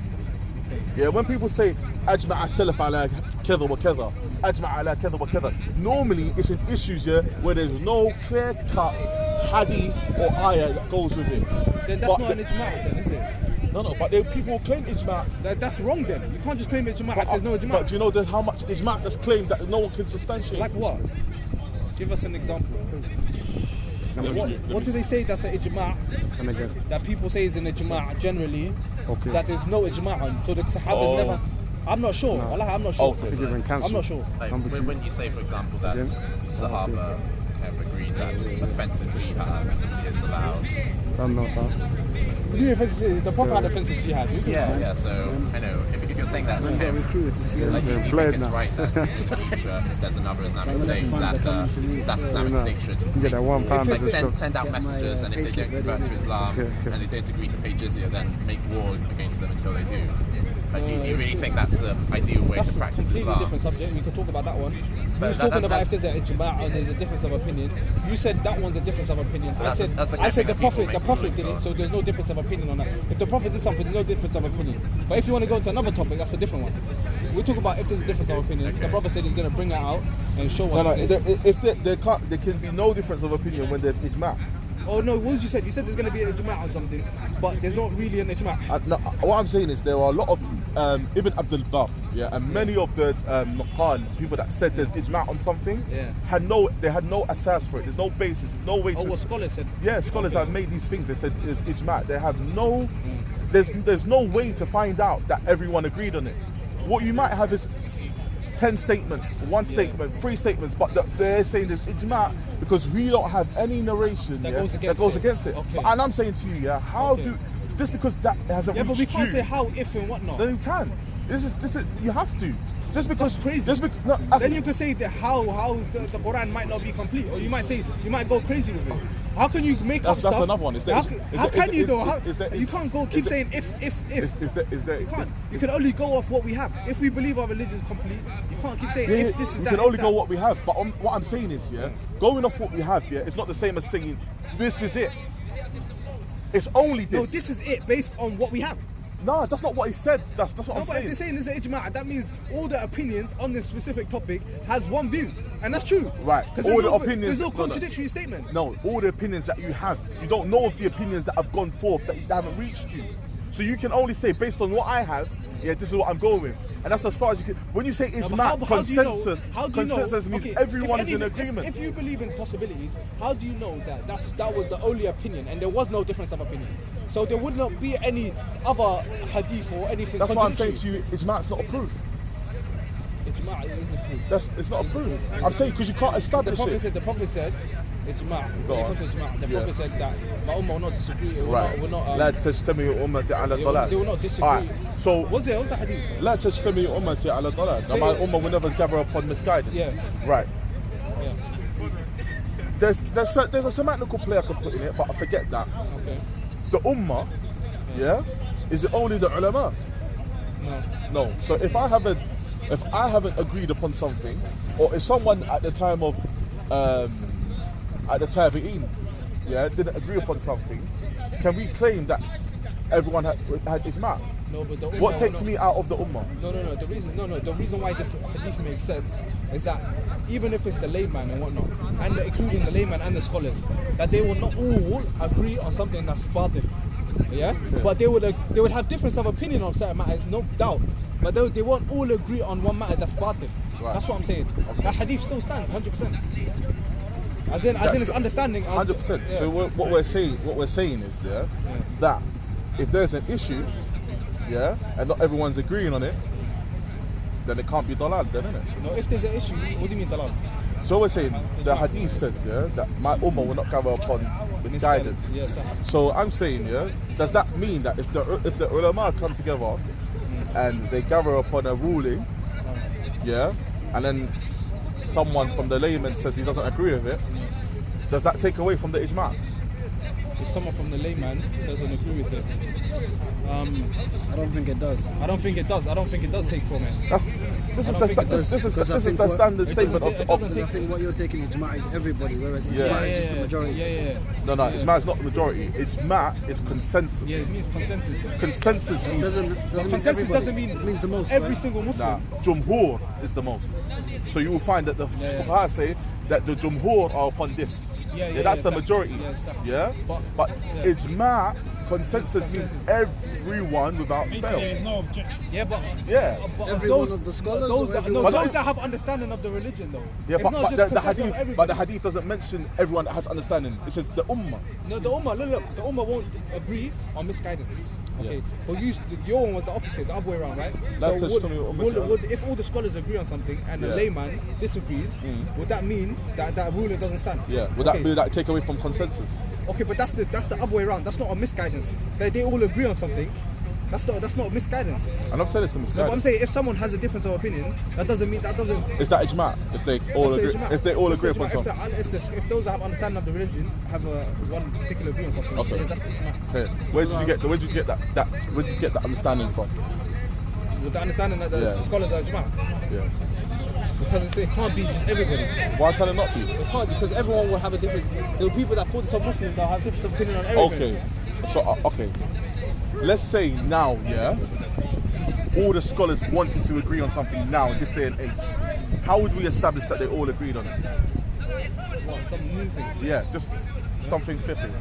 Okay, so they said they all wanted to agree on a specific thing. Yeah. Okay. You would look for their statement. No, they would try. Obviously, they would look for their statements. Simple. No, if they did, all the statements. So you would gather all the ulama on the earth. You'd gather their statements. You just said. You said which ulama? No, I'm saying all the ulama. No. Any person that is considered to be an alim, Okay. No, but not all alims have to give a fatwa. If Ahlul Sunnah gather upon something, No, this is a good topic. An Ash'ari scholar. I'm not talking about someone who's jahil. He's an alim. He knows the hadith, he knows the Quran and Sunnah, but he makes ta'wil of Allah's sifat. If they make a statement in fiqh away from Allah's asma wa sifat, we're not talking about that. If the ulama say that there's ijma' in this issue in fiqh, like there's ijma' that rose water is permissible for you to make wudu with, or it's not, and the Ash'ari comes out and says no, it's not permissible to make it's not permissible to make wudu with that rose water, does he break away from the ijma', or does his bid'ah take him away from all of that as well? Derailed. I'm saying because I wouldn't consider them as an alim. That's the thing, innit? Because when you go into definitions, it's gonna be upon the correct aqidah. 100%. Then you're gonna end up with 5 scholars, bro. Then it's mass easy. Wallahi. Wallahi, it's not. I have a question for you. Like, with the heart, like we discussed it, you can change things like the times. Old times there was something Sharia was different. Like, space, ijtihad or not? Say that again, sir. Ijtihad, like the shahad, I know what that is. It's the time you change, but life of it. So what are you saying? Can we change it now, or what are you saying? Yeah. Like things were like when back old days. Yeah. So they make ijtihad for the convenience of that time. Yes. Now, can we make ijtihad? Yes. Well, I think generally you would have to. Like, if for example, it's all circumstantial. Yeah. Now we have clocks and stuff. Traveling is a lot easier, so. Rulings that would have pertained to them back then when they were on horseback is going to be different. When they're on buses and stuff. It comes back to it. Like we discussed it. Yes. So we would have to make ijtihad in this time, but not us. Obviously, the people that are experts in the field, innit? And as I speak, that's why I just want to clarify that I'm not an alim or anything. Like I'm not knowledgeable at all. But what one of my things is before, I used to stand on Quran, Sunnah, Ijma', Qiyas, and now Qiyas is not do away with Qiyas, and Ijma' is a troublesome thing for me still. So that's why I keep asking people about Ijma', if it's approved, and if there's because I still haven't found a definition which is rooted in proof. Because people will say yes, it's the ulama. But then when you say who are the ulama, yeah, you just keep dwindling. You know, because even you say you don't consider Ash'ari would be an alim, right? I wouldn't consider him. Right, but then what do we do with Imam al-Nawawi? Huh? What do we do with Imam al-Nawawi? He wasn't like Aslan, like how the Ash'ari are today. Sheikh Mohammed bin Hadi al-Madkhali said he's an Ash'ariyun Jald. He's a deep Ash'ari. He's on it hard. What did he do? They make that's the Ash'ari. They make ta'wil of Allah's asma wa sifat. Yeah, exactly. I know that. Yeah. So they say they don't affirm Allah's attributes, right? They don't affirm Allah's attributes. I think they might make. I think they affirm 7 of Allah's names. Yeah. And the rest they don't affirm Allah's attributes. Didn't they get ijma' from the ayah وَمَن يُشَاقِقِ الرَّسُولِ? Okay. So I think it's the Mu'tazila. One of them they affirm 7. They went to Shafi'i. Yeah. They went to Shafi'i. But didn't they get that from? So the story goes, yeah, that they went to Shafi'i, yeah, and Shafi'i, they asked him, "What's the dalil?" So Shafi'i went back to the Quran and looked for a dalil. He read the Quran once over, didn't find anything. For what? For an ayah of proof for ijma'. He read it twice. Third time he came, وَمَن يُشَاقِقِ الرَّسُولَ مِن بَعْدِ مَا تَبَيَّنَ. Yeah. Oh, and then he found the third time. Yeah. Okay. وَمَن يُشَاقِقِ الرَّسُولَ. So now let's go to the verse, yeah, and let's see, does it support ijma'? Oh, the one with the say it again. So وَمَن يُشَاقِقِ الرَّسُولَ مِن بَعْدِ مَا تَبَيَّنَ لَهُ الْهُدَى. The evidence has been given to the and the guidance. وَيَتَّبِعْ غَيْرَ سَبِيلِ الْمُؤْمِنِينَ. Okay, yeah. وَنُوَلِّهِ مَا تَوَلَّى. What? So anyone who goes against the ijma', you throw him in the fire? No. So what does the verse mean then, my brother? Whoever goes against Islam, it's a farq بين الإيمان والكفر. وَمَن يُشَاقِقِ الرَّسُولَ. Whoever opposes the messenger. That's Islam in itself. Exactly. That's my point. He's not talking about ijma'. It's together. سبيل المؤمنين والرسول Islam. It's all together. No, but going to the people of understanding is in the Quran many times. It is. When it goes going to the people of understanding, go to Allah has raised those of hikmah. The ones that have knowledge are not equal to the others. Allah separates in the ayah those the believers and the people of knowledge. Allah separates them both in one ayah. Okay. The ayah is separating the Rasul and the Sabil. It's separated. It made them two things. Ibn Abbas said, like I said to you a second ago, yeah, because we're talking about levels. لا يستوي الذين يعلمون والذين لا يعلمون. We know that the Sahaba are at different levels. Yeah? Ibn Abbas said, أخشى أن تنزل عليكم قطعة من السماء أو حجارة من السماء أقول لكم قال الله وقال الرسول وتقولون قال أبو بكر وعمر. I fear that something or a part of the sky is going to rain down on you when I say to you, Allah and His Messenger say, and you say to me, Abu Bakr and Umar say. Yeah? That is... Umar had the same type of statement. When Yeah. someone came to him This is for... Qala Allah. I think, did he kill someone? When someone came to him for hukum, when he was like, how are you coming to me when the Prophet's here? Yeah. Did he kill someone? I think he got I think angry. yeah. Or something like that. cut his neck, Or like- cut that out or something like that, innit? I'm joking. So- But you get it? Yeah. Someone tried to come to him for hukum, when the Messenger when they were displeased, they were displeased with the Prophet's one and they came to him. That's the one. I think they were displeased with what the Prophet told them and they came to Umar. And then he said, It is a hot thing. you know what I mean? Qatl, you know what I mean? Carry on. Hey, you know when people see stuff like this, they think about evil, you know, I'm telling you, bro. But, Oh man, Qatl is hot, bro. yeah, what you say, it's still there. Have you not like researched on it? Have you not like come to? Have you not read an in-depth like research on this topic? On the ijma'. I just asked a lot of people and they don't really have anything for it, and I've surmised that they don't have a dalil for it. It's a good topic still. It's good to ask stuff, I'm not gonna lie. Because check it out. Man gave up on qiyas a long time. Qiyas is what? Estimate. Disagreement on what constitutes like the ummah in that hadith. Yeah. Some say it's like the whole Muslim. Oh, so you've read up stuff on that then? A little bit on it. We got a bag, man. We got a bag. Various like printouts of stuff. What is that about inheritance law? He got his inheritance law. He's always bringing it up every 5 minutes. So I'm like, yo, is that your topic? My ummah will not settle upon error. I've only been able to find like a sort of chain for it that's rated Hassan. Like for that, my ummah will not settle upon error. Like, do you know if it's rated Sahih by Albani or Darussalam or whatever? You can bring it out, but I'm sure it's pretty Albani I'm not gonna lie. I haven't checked this. Going through hadith as well. That's another thing for me. All this Hassan Al-Ghayri here and that. I don't know about that. So. One thing is, I kind of when I see Hassan, I kind of. No, because some scholars can have a difference of opinion. Because like ahad hadith, No, do you know what? maybe not. So if it's ahad and it's hasan, like surely. Now, like, what do you do that's on you know, like there's other hadith that some scholars made weak, and then some scholars later on said that. They need to see it of it. So at one point it wasn't accepted in the religion, and later on it was accepted part of the religion. Yeah. I don't know. You have to go look to the illah. That's why you have to look. You have to look to why evidences. So These why stuff did, all have answers, you know. All of this Because- stuff has answers to all these questions. If you really look for it, It's true. Islam is strong. Because some people don't understand how strong it is. Yeah, because some It's people- it's so technical compared to any other religion. We know what Christians believe. Jesus, that's it. That's it. Nothing else. That's the whole religion. Islam is so technical. It's unbelievable. You know what I mean? I'm not trying to get at Christians. They're calm people. I ain't trying to get at them, man. They're alright. But it's not. Do you know what? It's something that the Muslims they need to delve into more. Because the thing is, the literature's out there. Yeah, and it's only it's like a race, isn't it?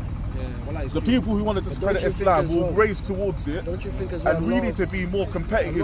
A lot of literature's been lost over the years as well. So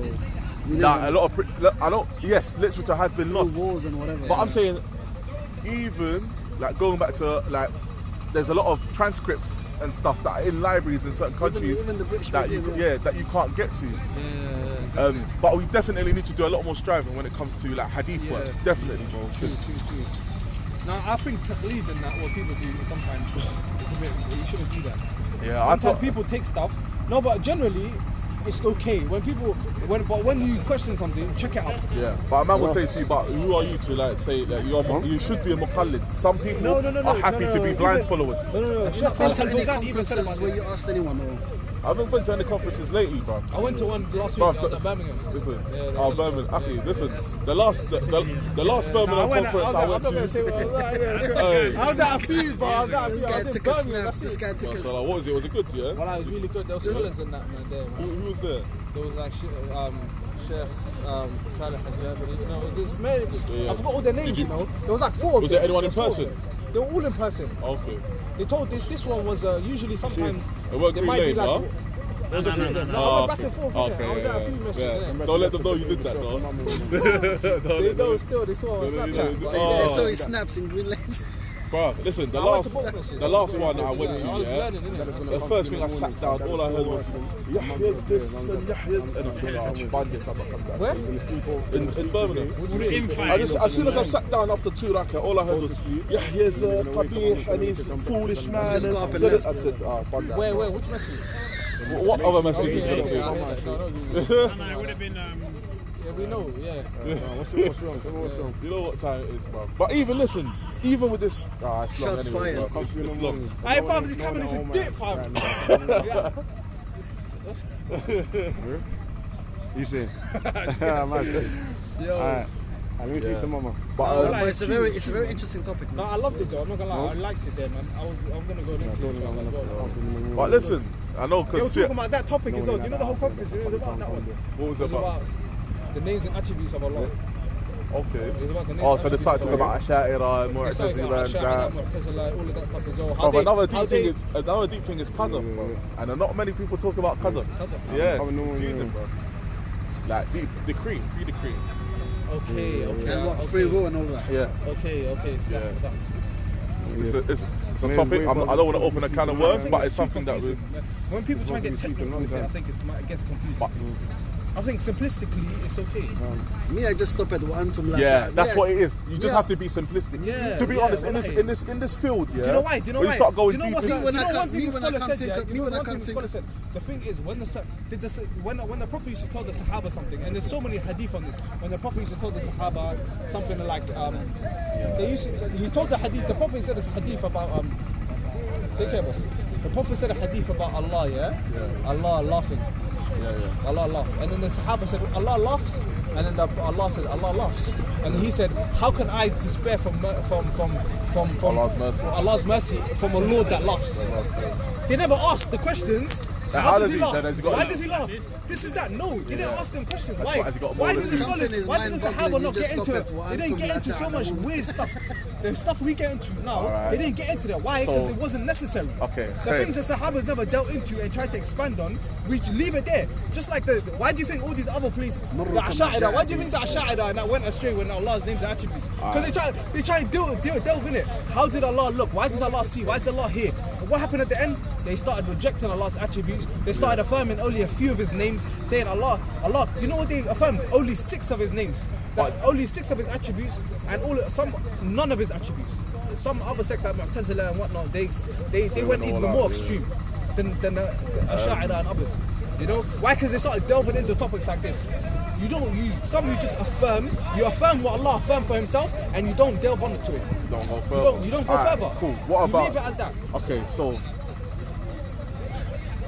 what about Don't open all kind of worms. What about the mihna of Imam Ahmed? What about when the people started saying the Quran, is it makhluk or not?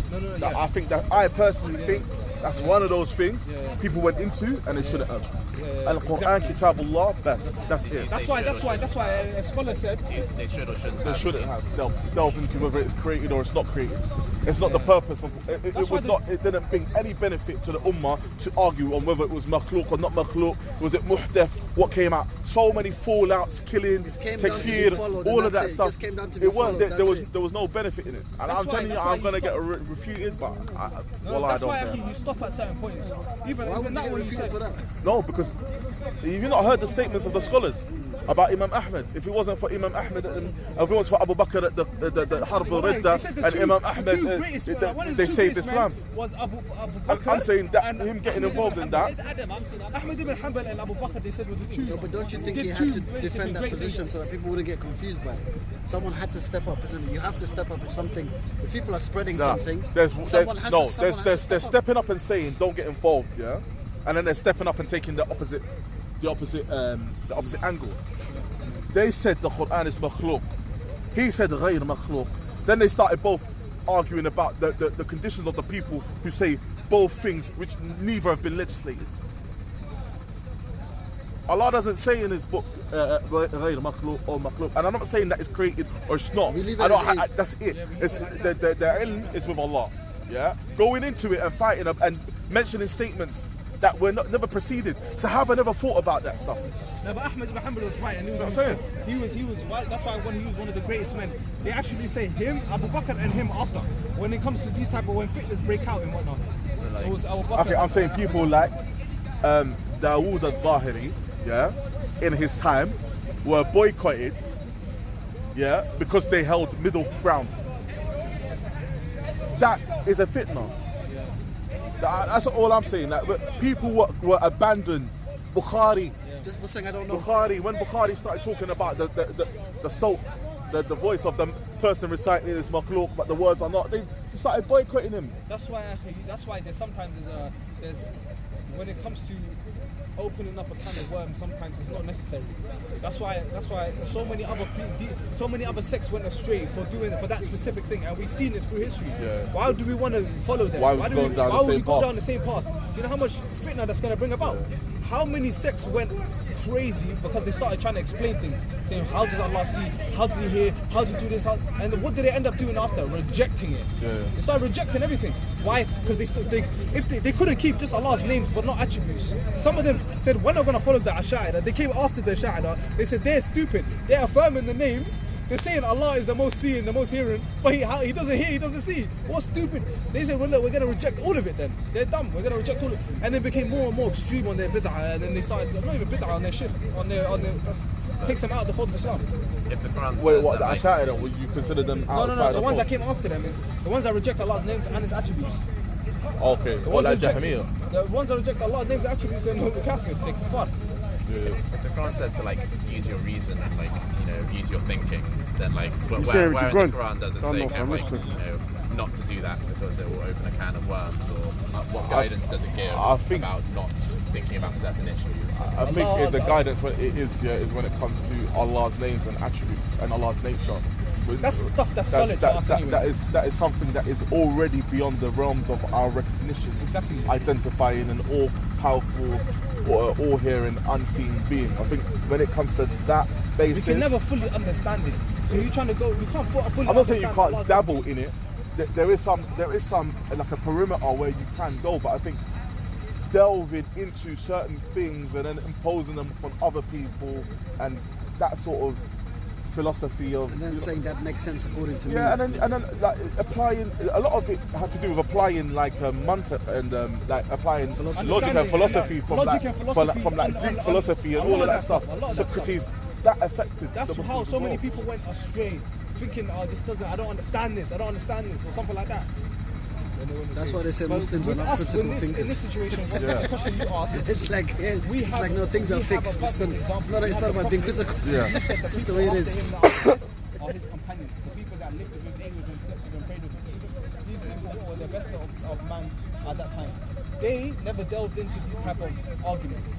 And I gave hadith right now when I told them about when a Sahabi, a companion, heard that Allah loves. And he was like, how does Allah?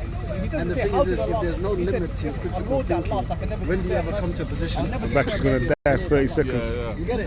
Alright, big up, Seal. Done no fam, respect. I speak on this thing, fam. He's a bad man. Get me. His organisation made a newspaper. That's what I'm saying. Yeah, that's what I'm saying. That's what I'm saying. That's what I'm saying. Yeah, that's what I'm saying. What strategy? That's what I'm saying. Wait. That's what I'm saying. No. Let's talk now. We were quiet. Let you talk. We were quiet.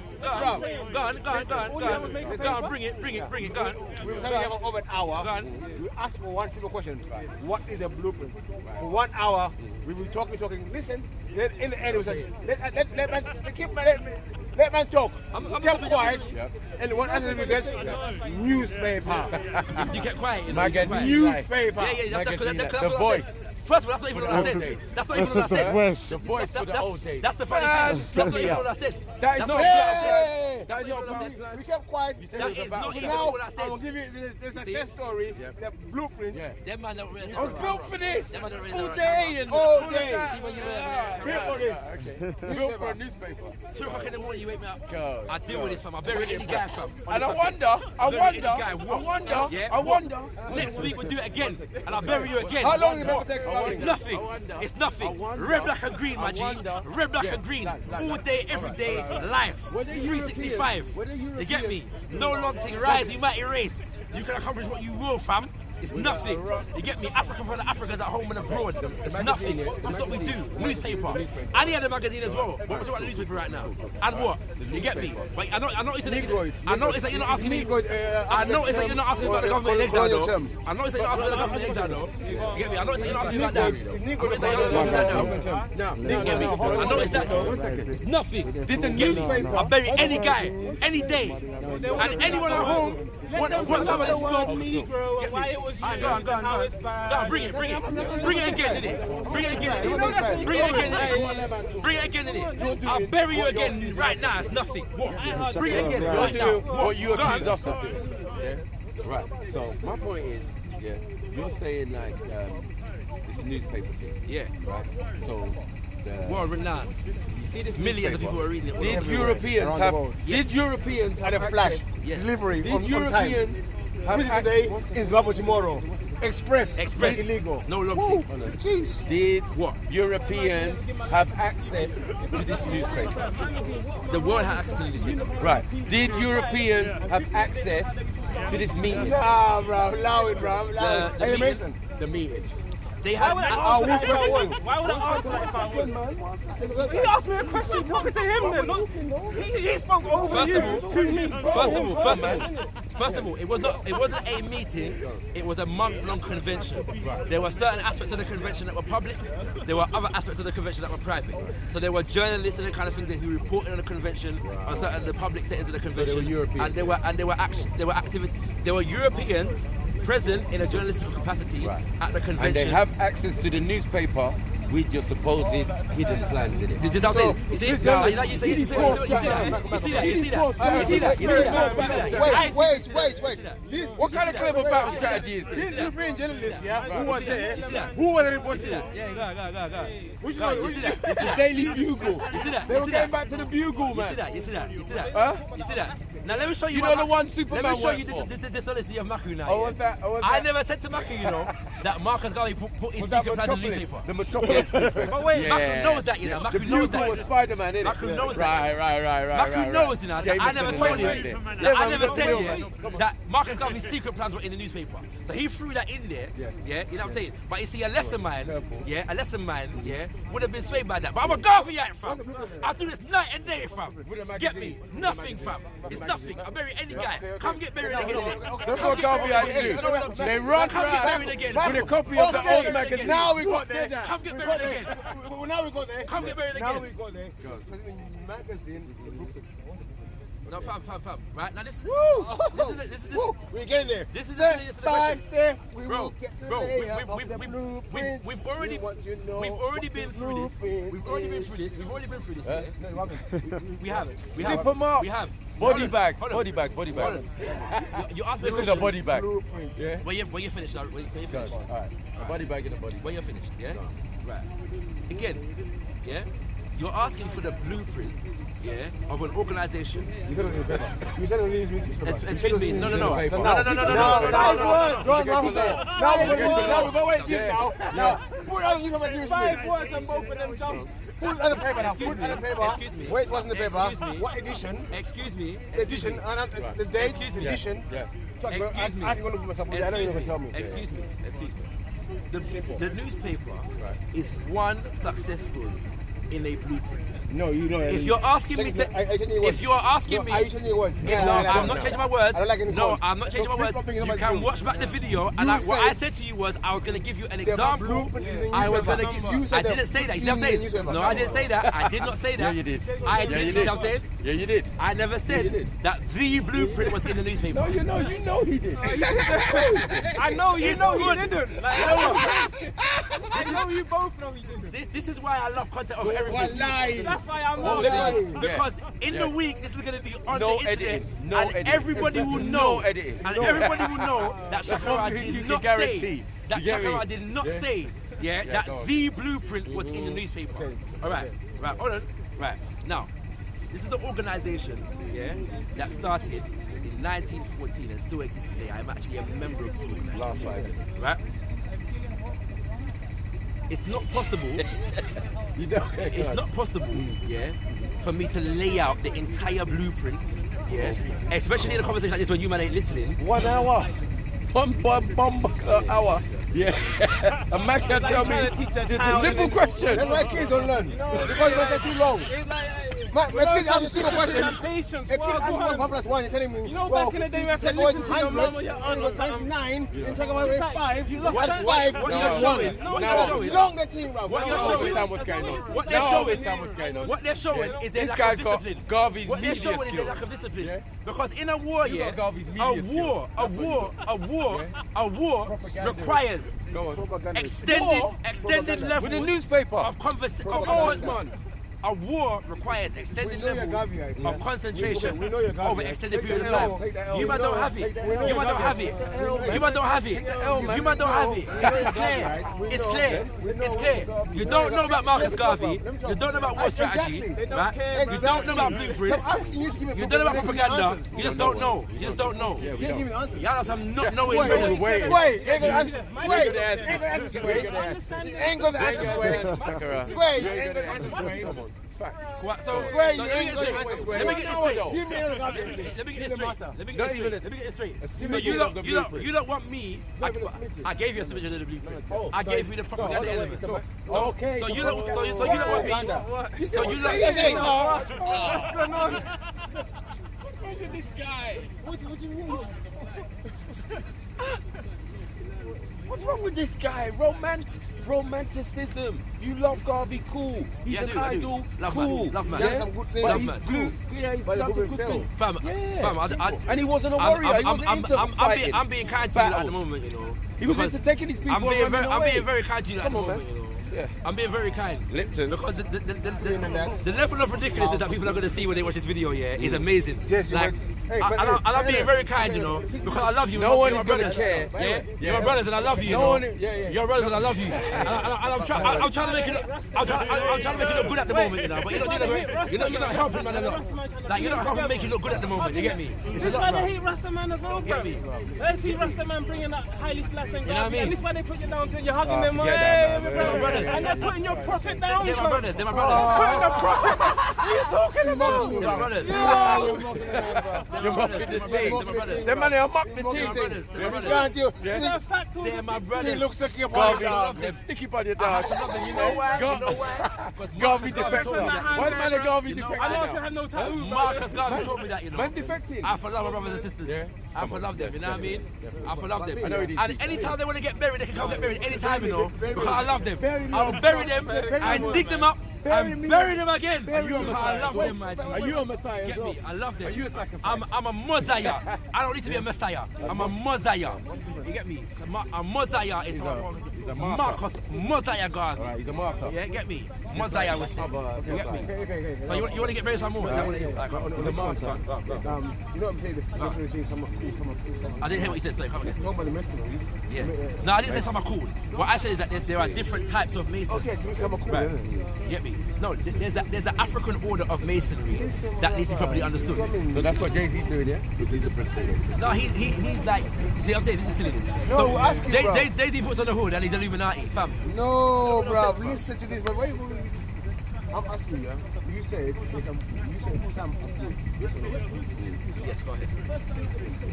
So I want to know the order, the actual what order did Marcus most higher Garvey? As I said to you, you don't know. You don't know. Let me finish now. Right, as I said to you, the information about Marcus Garvey's sojourn in Masonry, as far as we know it at the moment, is through John Edward Bruce, who was a Prince Hall Mason, of the Order of African Redemption. Okay, now you know classic bars, fam. Messiah bars, no long thing, fam. I don't know. Why is he a member of the ancient African order? Why wasn't he that? Why does it have to have conditions that it is? Why is it because they're the Americans trying to do? What are you talking about? Don't let me go. You just said nothing. You didn't say anything just now. From my limited knowledge of Masonry, yes, kids live life. But all I know was a Jesuit, and to me, Marcus Garvey was a Jesuit. Yeah. Okay. Okay. And to me, Jesuit is not to a pro-black as you would put it. Yeah, that's fine. I would have to see. I'm not even going to debate that. I'm going to say if you're saying that Marcus Garvey was a Jesuit, you have to bring the evidence for that. I'll show you. Yeah. But the point is that I'm saying it doesn't even make no sense to say that. It doesn't even make no sense to say that. You know why? If I wear the uniform, do you know why? If I'm out here in a police uniform with the authority of the police saying I wear a uniform, and I'm walking around in the police uniform, am I not a policeman? A person who understands symbolism. Am I not a policeman? A person who understands. Yes or no? A person who understands. Yes or no? A person who understands symbolism. Exactly. There are many symbols. This is what I say. There are many. If I'm wearing a policeman's uniform, but them man they know. Them man they know. Them man they know. When did the white man create that? Which part of Africa them man they know. Man dealing with? You know. You know. European clothes. You know. That's a naval outfit. And what period? You know. What place on the planet? Man wore a naval outfit. British What Navy. area and what year was this developed in Europe, please, sir?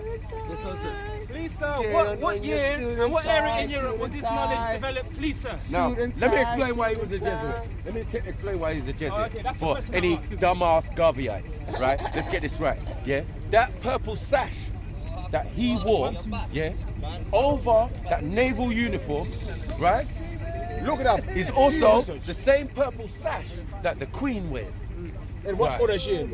the Where order did she of get it from? Jesuits. Where did she get it from? Where did she get it from? She got it from her family. Is she Where not did they get it Jew? from? This is nonsense. I'm asking a question. Africa. You know what? No, I don't Fight know. to me. I'm literally asking a question. I am not a Mason. You don't know where she got it from. I'm not a Mason, you know, and I've worn a purple She got it in t-shirt Asia. my life. Where in Asia? I'm just saying. I don't know. I've don't know worn a where purple Why the sash. African man? Why the Jamaican man I've worn a hood joining the before. Jewish order? It comes from Hinduism. I've worn a hood before. Hindu mysticism. So the Queen wears something from Hindu mysticism. No. Is she Hindu? Is she Hindu? Kabbalah. Is that where she got it from? Is she Hindu? So is Garvey following a white person thing because the Queen wearing it then? Listen.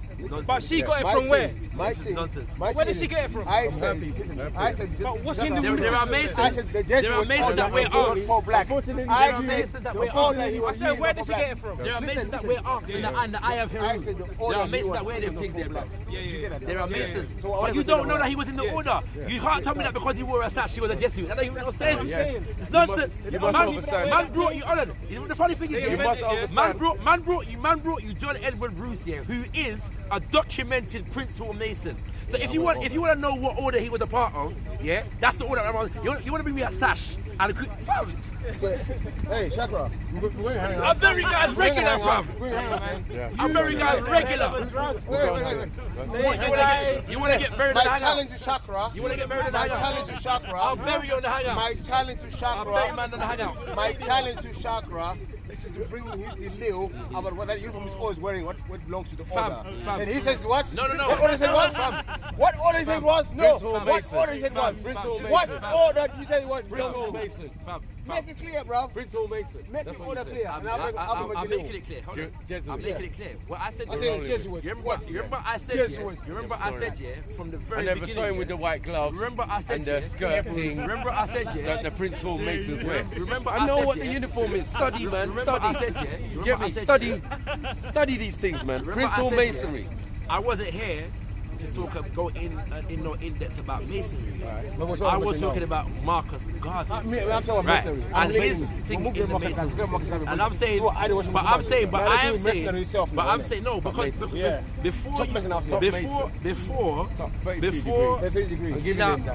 let me show you what a wise man.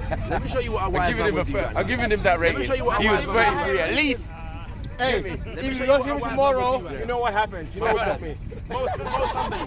Most humbly.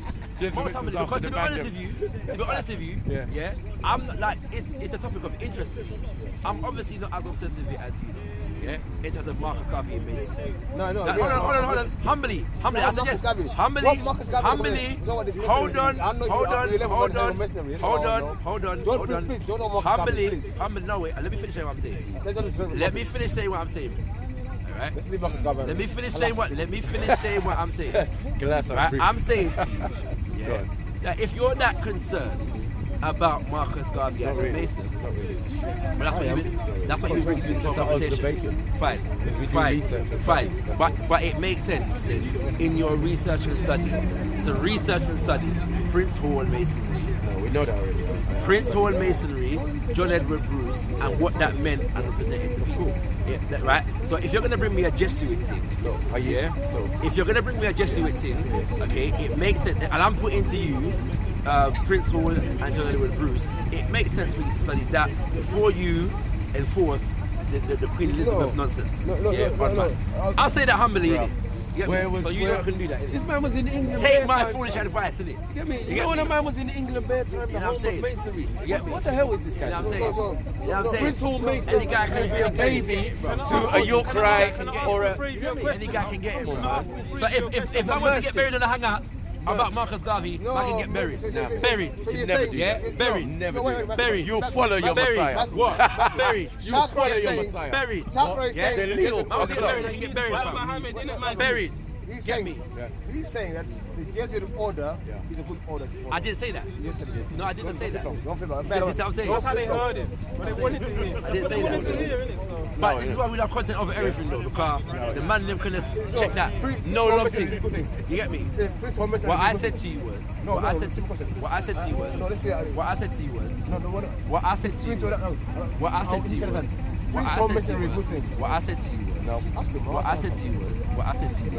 that Prince Hall. I am not an expert. Yeah, I am still studying Prince Hall Masonry. To you, is it a good thing or bad thing? Yes or no? Why are you studying? Let me say what I'm saying. Because it's a part of our history.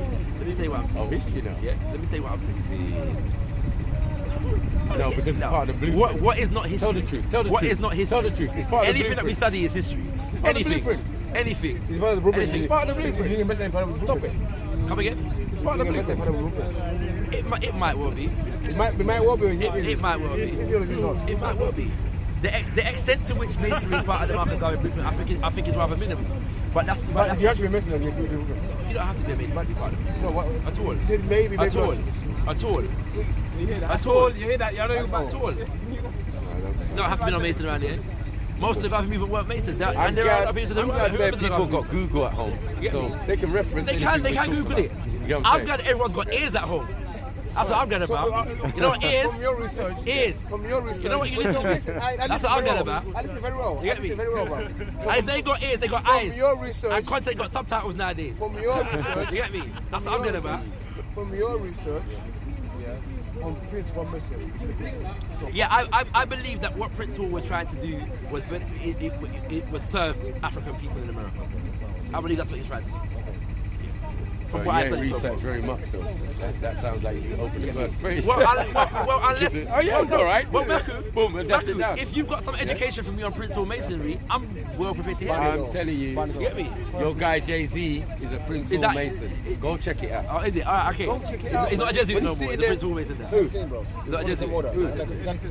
It's the same thing. So Prince Hall Masonry and Jesuit is the same thing. If you say so. If you say so. I already told you. I already told you. I already told you. You can be Yo, in more than gone on one. my yard, you know. That the Prince Gone Hall on my Masons, yard. that the Prince Hall Masons were not accepted by the main Masonic lodges. Thank you. The levels. He's right though. They weren't accepted by Masons, all Masons are not governed by the same body. All Masons are not, just what I'm trying to say, you don't say, go out and say you know Masonry. You will know that all Masons are not governed by the same organization, the same top order. There is, bro. The top And you know that Masons can be in many different people. That's the problem.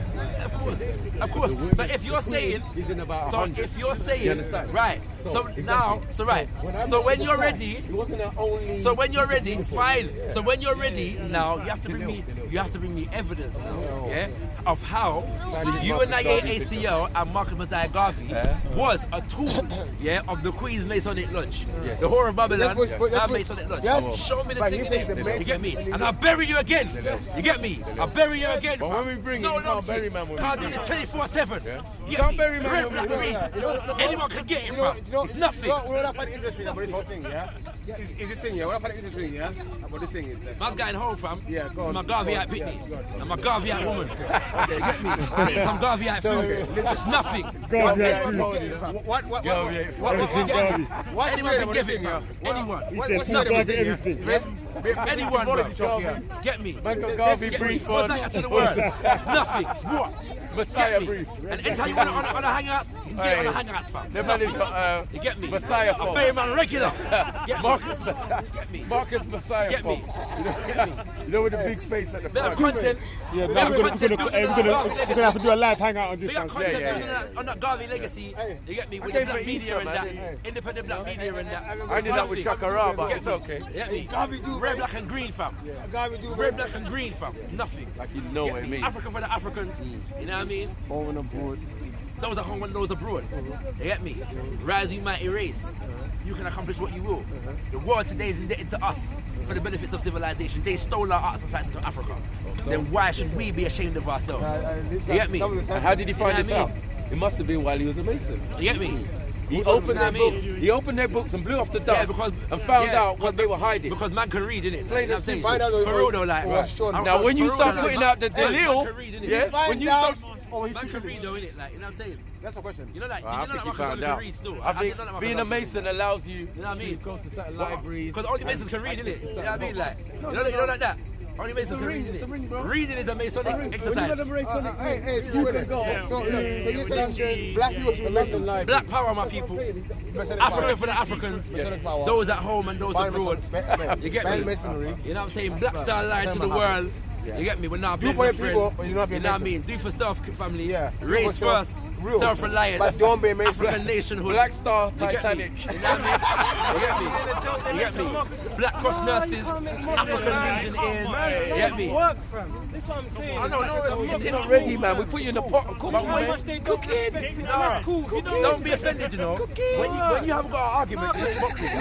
No. When you got an argument, mockery. When you got an argument, it's healthy. When you got an argument. Begging time to dream. When you got an argument, it's healthy. You do more mockery. You do more mockery. Why beg to dream, man, if that's how they see you? Don't be offended. Yes, sir. Themselves. You get me? I love you, Everyone have a good New Year, everybody. And anyone who wants to get buried next week will get buried again. It's nothing. You know what I mean? But I'm America, I love you. What's up? Yes, sir. What was job? What is job? You know what job is? Yeah, all right. Ghana, my yard. C.O.E. Yeah. Where did they get the word job from? Tell him you can't see him. That's me one right now. Caledonia. Is that what you think? I'm telling you, in Patois when they break down English words like Wagwan, they got Jah from Jehovah. Where do you think ganja and dreadlock from? Where do you think ganja and dreadlock from? Are you saying that's from the Bible? What, Jehovah? Yeah. Well, where they get it? They must have got it from the Bible. I believe Russ is a branch of Christians. So, the Christians. I wouldn't class them as Christians, but they kind of... No, because some Rasta don't follow the Bible. Understand that? Some Generator like them lock off the blood class. They follow nature. Ghana, my yard. But that's only advanced knowledge. Yeah. No, They're influenced by like... Influenced by But you know that they got more wise, start wearing arms. Yeah. You know that, don't you? Man's trying to identify. Hold on, man's trying to identify with East Africa. It doesn't matter. It's like the word nigga does not come from the word Nazi. I know. Just because they got jobs. That's why I'm asking the word Negro. You think I think about the word Negro is just is a colonial word or an African word? That's what I'm asking. You're saying I'm very grateful. I know that. It's a natural thing. But I think I'm African. Yes. The African word. From your term. How you say? Are you African? Happy New Year, man. Not African. You two from the respect, yeah? Happy New Year. Okay. Cool, man. Okay, who created that word? I don't know. You said you're African. Africa is not African word. Yes, it is. What comes from the afar? If I tell you, I'm a Bantu. I'm a Bantu. Are those I said, are you African? You said yes. Are those languages not Semitic? No, but you want Those languages not Semitic? Farsi, Keys, Arabic. So if Africa Hey, live streamers, we are C.O.E. done. Dance was done. On time. And them still there in that apartment. I'm the last man standing today. But I just said, he said he's going